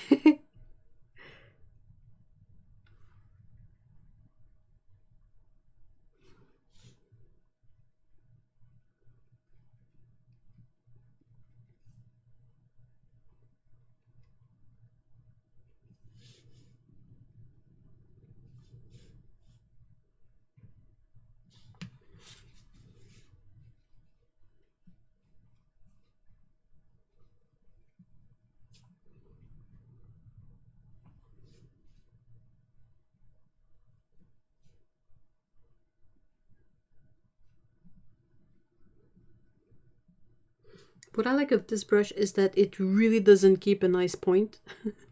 Especially when it's like bloated with acrylic paint, but it makes for a nice dry brush texture. Dry brush texture that I really, really like. That's why I'm using it.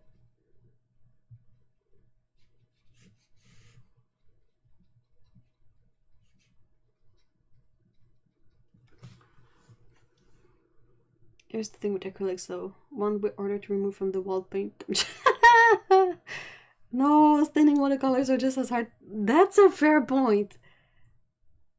And also, a staining watercolor, if you try to paint over them, it might just reactivate them.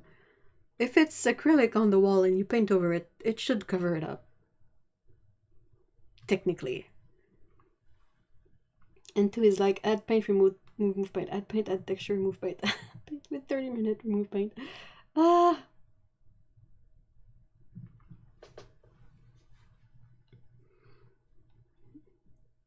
And not really remove paint. How do you remove? Is it for like creating special texture or effects? What do you use that? Like in what situation?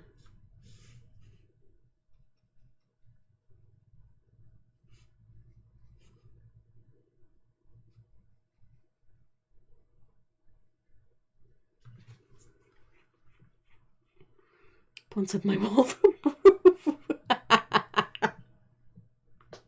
Oh no.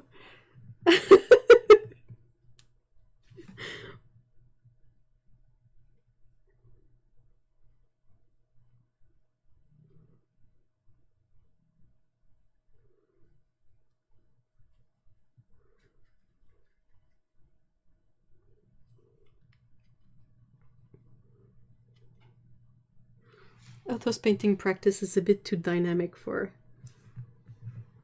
the walls, although I do enjoy the fact that I don't have to completely wash my brushes after every painting with watercolor. Just swish in the water jar. Yep. And even if it's sort of still has some watercolor in it, that's gonna reactivate a bit next time, but you can clean it up again. Flavortown ceiling had quite a bit of gold and blue on the ceiling wall. An area of tie-dye carpet. Totally looks better that way. It does. I mean, it's not a proper like painting area if there's not a bit of paint everywhere, right?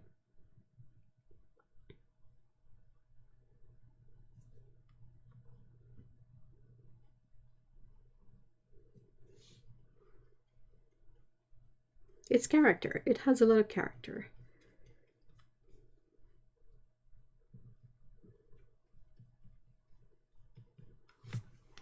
Also, the one thing with acrylic regarding the brushes is that you can get away with really cheap brushes. So yeah, if they dry with paint on them, it's pretty much done, but at the same time, it only costs a few dollars to replace it rather than an expensive watercolor brush that costs like tens of dollars. My old walls, I learned and surrounded my desk with bookcases to protect the wall. Yeah, but then again, the bookcases get all like splotched, no?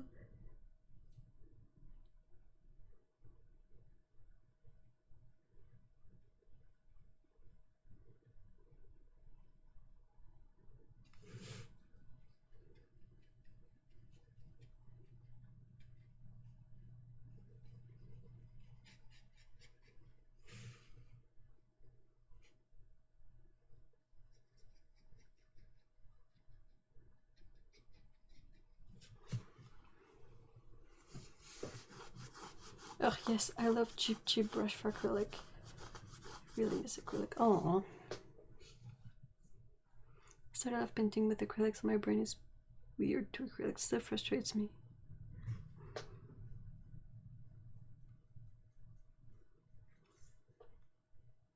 They're definitely the opposite in process, yes. The only thing they have in common, sort of, is that you can dilute them with water. That's about it. They dry permanent. Acrylic dries permanent, watercolor does not. Watercolor has no coverage if you layer colors on top of another. Acrylic does.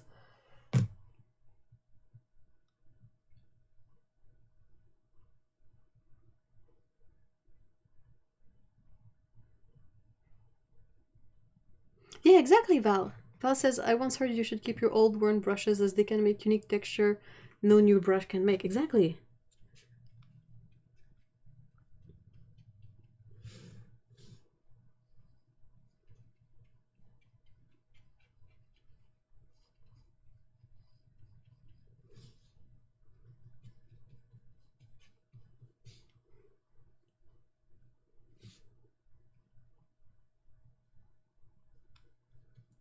I mean, Otto, you could probably make videos about acrylic paints too. Like what you've learned working with them and how color theory applies to it too.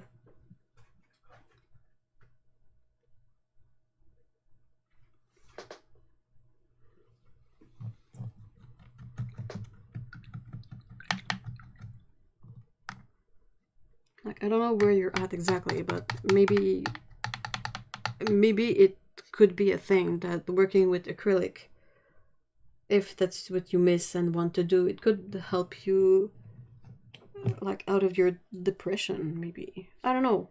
I really don't know.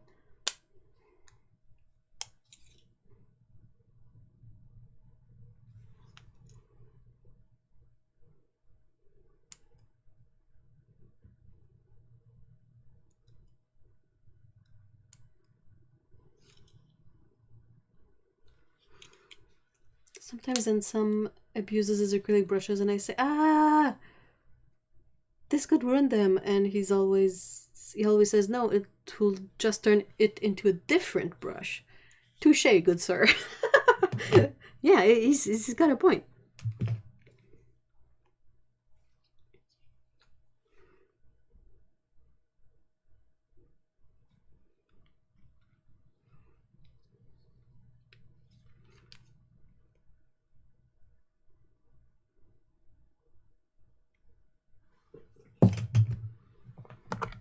We can talk about watercolor and how pretty it is, though, to balance it out. Because watercolor is pretty epic, too. Like, the things you get with watercolor that you don't get with acrylic is that glowing transparency and just how vibrant a bunch of layers can become because they all add to each other. Whereas in acrylic, it doesn't always work as nicely. Also, you can get some amazing texture with watercolor that you sort of don't get with acrylic. Stuff like granulation and then mixing up like all sorts of granulating colors together to get even more effects.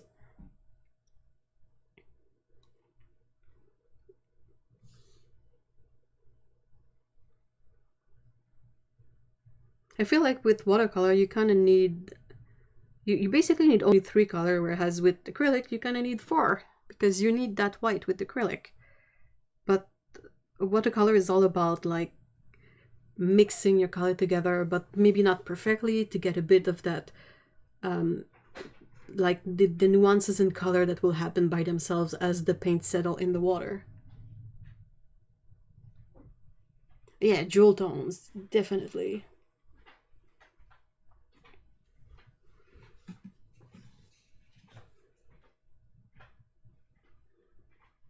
You can use watercolor anywhere as long as you have a bit of water and a brush. And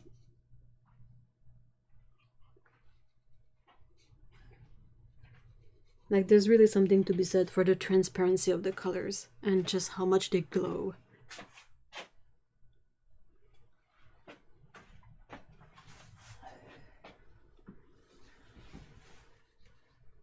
I agree. Val says, I love the boldness and roughness acrylic can make, while I love the flow and chaos watercolor can make with wet on wet techniques. I agree. T'as-tu dit quelque chose?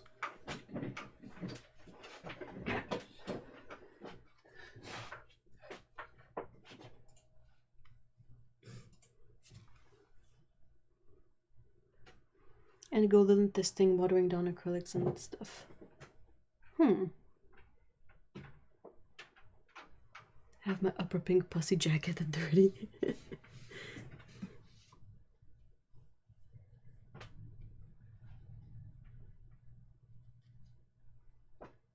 I feel like they kind of complement each other well. Like, you work a bit with acrylic, and then when you switch back to watercolor, you're like, oh, yeah, no, I really appreciate the like how much the color spreads and the texture and the transparency. And then when you go back to acrylic, you're like, oh, I'd forgotten that colors can be like opaque. We really do actually need to make those upper pink pussy jackets. Would they be like fuzzy jackets? Upper pink fuzzy jackets.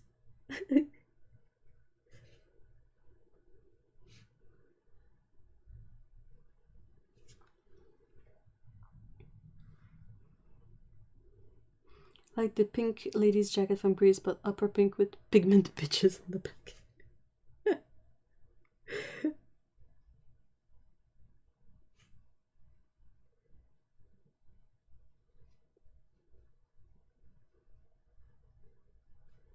We gotta make them like...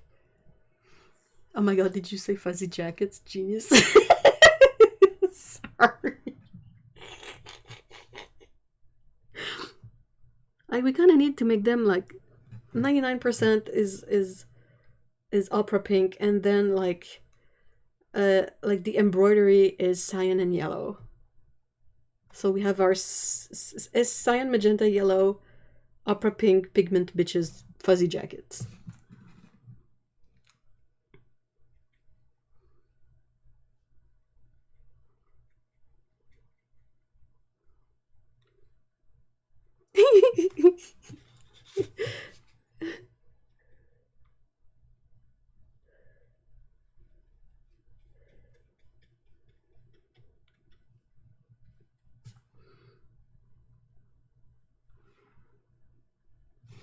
Well, I'm not sure I'd want that phrase across my shoulder blades, but yes.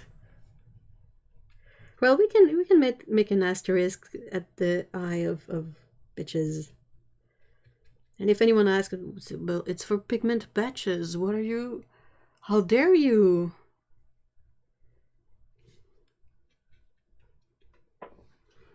How dare you assume that I'm being that vulgar? Let me clutch my pearls. Ooh. Outside opera pink and sheen, inside Sherpa. Could be negotiated down to pigment nerds in exchange for leopard print trims. Would they be leopard print in cyan, magenta, and yellow?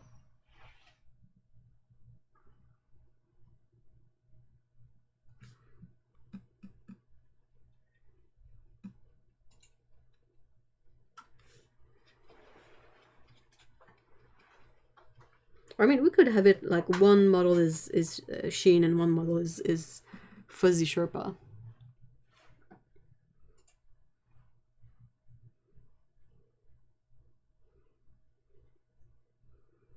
The ritual of initiation for this jacket is to paint with them, so that they inevitably get some paint splotches somewhere.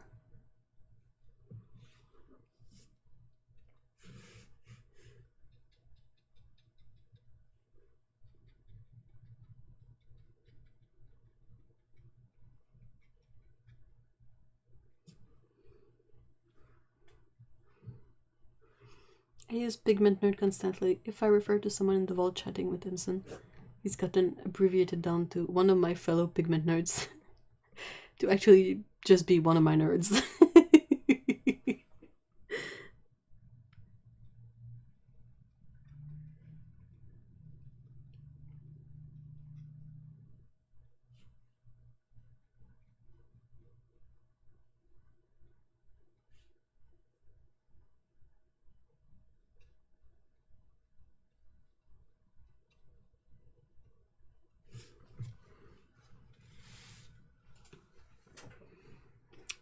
Paint stains, personal brand of tie-dye. Yep.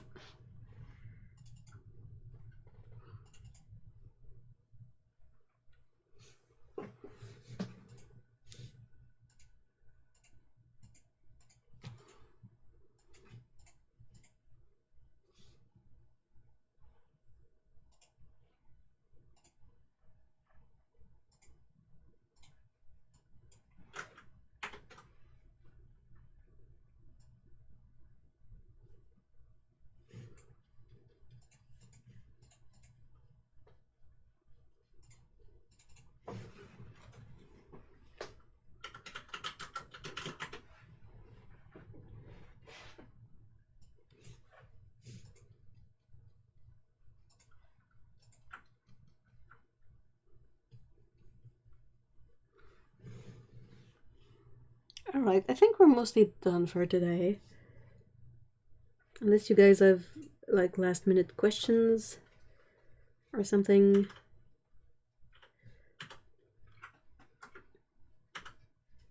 Again, I'll reiterate that everyone should watch Our Flag Means Death. Absolutely.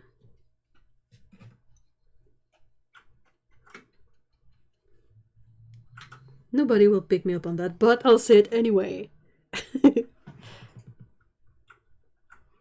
I also worry about fuzzy jackets with summer. Well, I mean, I prefer fuzzy jacket. The sheen, if I'm gonna sweat into a jacket, the sheen is gonna show it a lot more than the fuzziness. Just saying. We could also make t-shirts at that point. It doesn't really...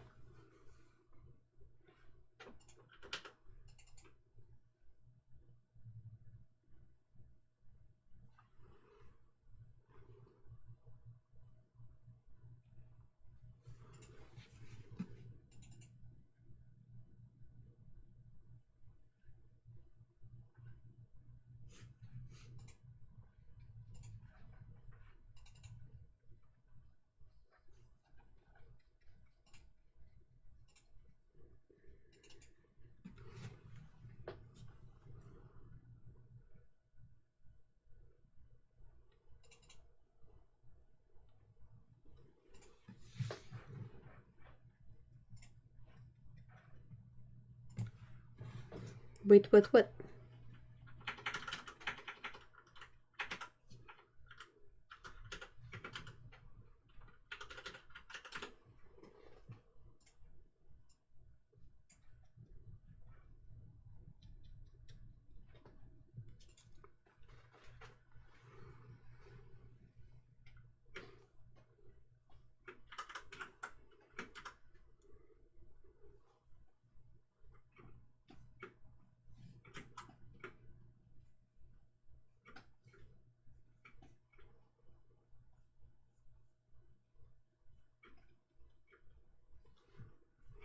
What did you say to watch?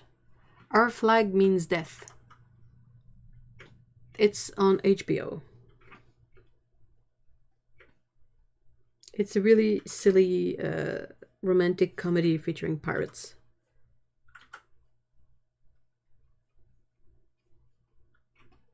It's also very, very inclusive, which is a nice and refreshing thing to witness.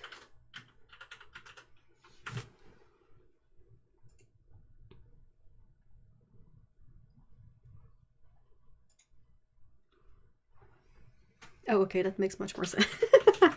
I mentioned it last week, but I don't think that like you guys are maybe the crowd for that kind of show. Maybe, I don't know, but I mean, it's good. I like it a lot, and I will ramble about it.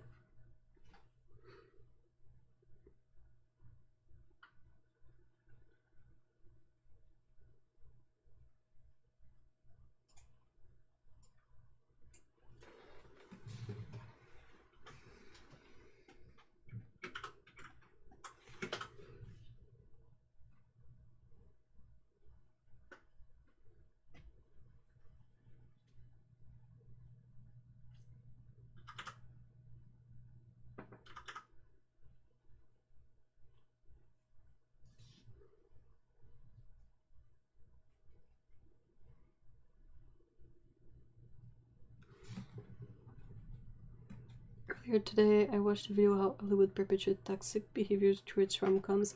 Well, I think this one does not. So, it's a very different kind of project, honestly.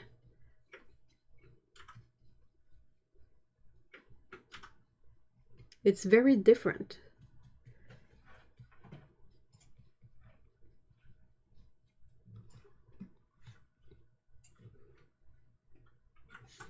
Alright, so doesn't seem to be any more questions before I close this. So, as always, see you guys on the Discord during the week. And, yeah.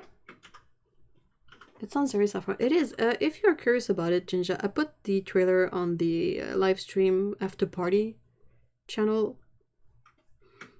And it's a really, really fun show. And yeah, if you just want to check out the trailer, I put it there for ease of reference or something. So yeah, have a great weekend, guys. Have a great Easter if you celebrate it. And we will see each other next weekend.